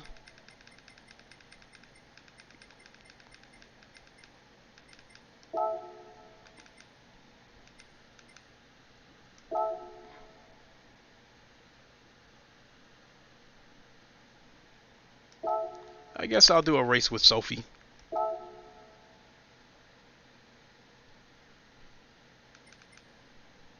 Ooh, sunset looks nice.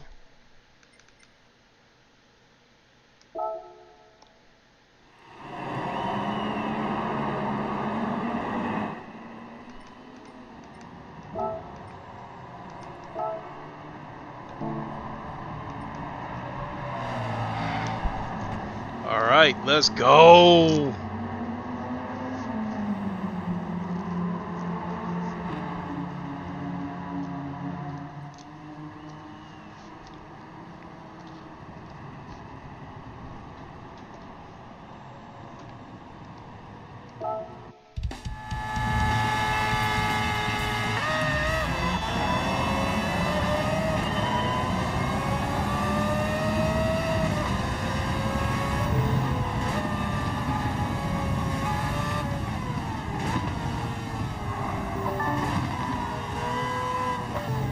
Come on, Sophie.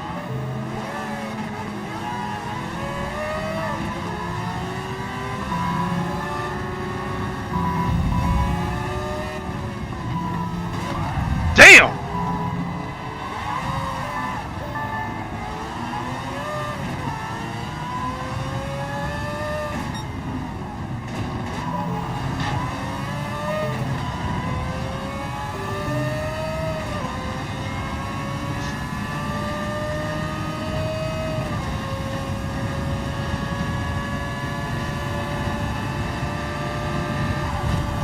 Really, Sophie?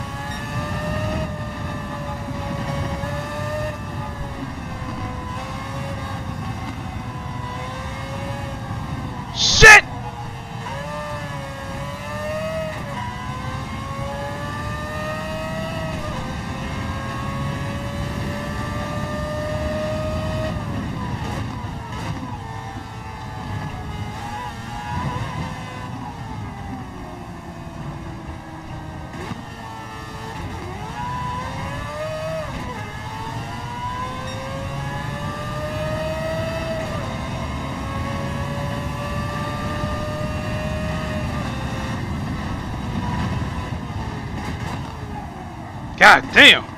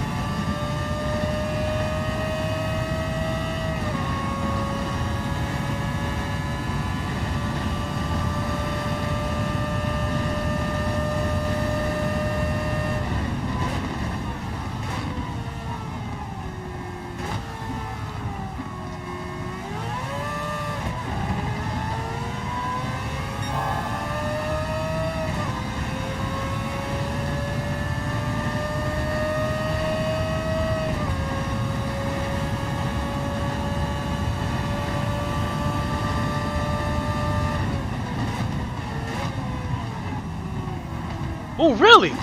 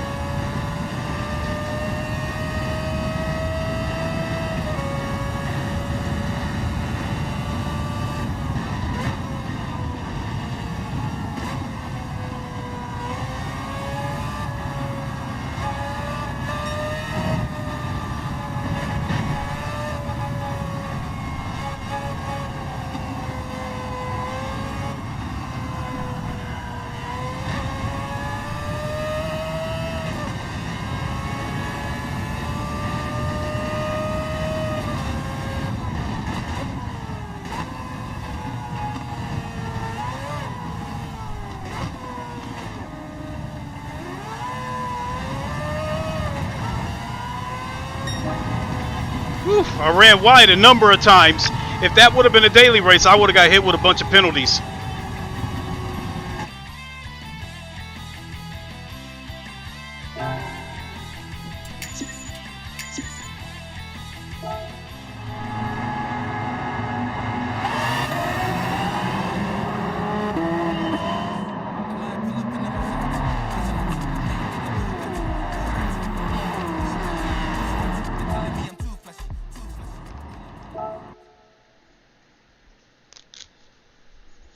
Alright, let's go open the ticket and call it a day so I get some dinner. Get some dinner.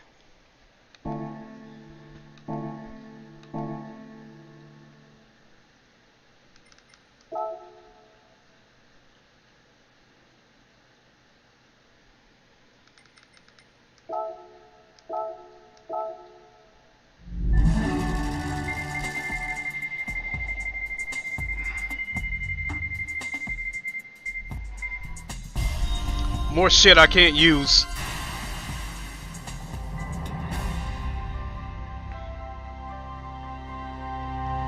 Alright, folks, hang on.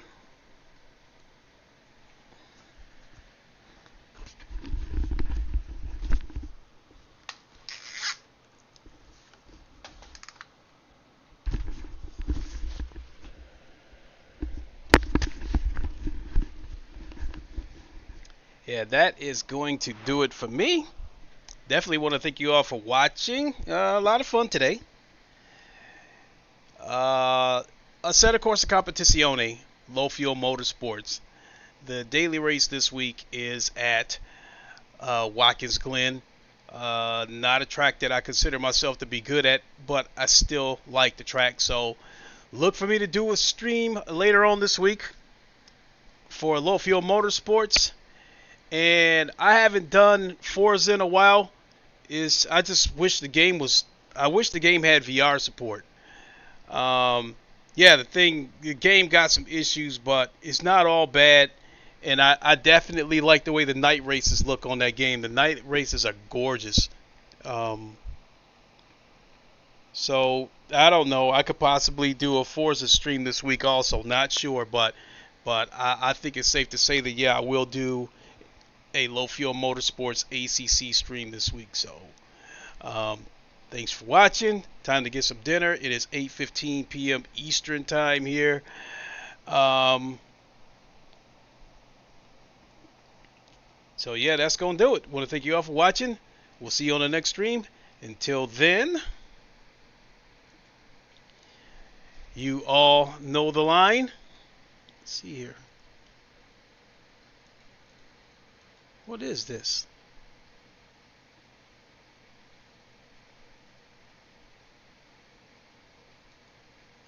Okay.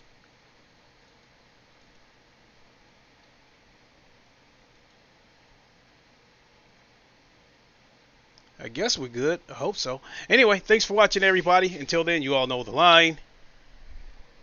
Wakanda forever. Long live the king. And deuces. And go Detroit Lions. We're going to get in there and we're going to get that first playoff win in 30 years. First playoff win since 1991. Matthew Stafford returns to Detroit to face his old team. And Jared Goff will also be going against his old team as well, as Matthew Stafford and Jared Goff were traded for each other a few years ago. So let's go Lions. We'll see you soon, everybody. Have a good one.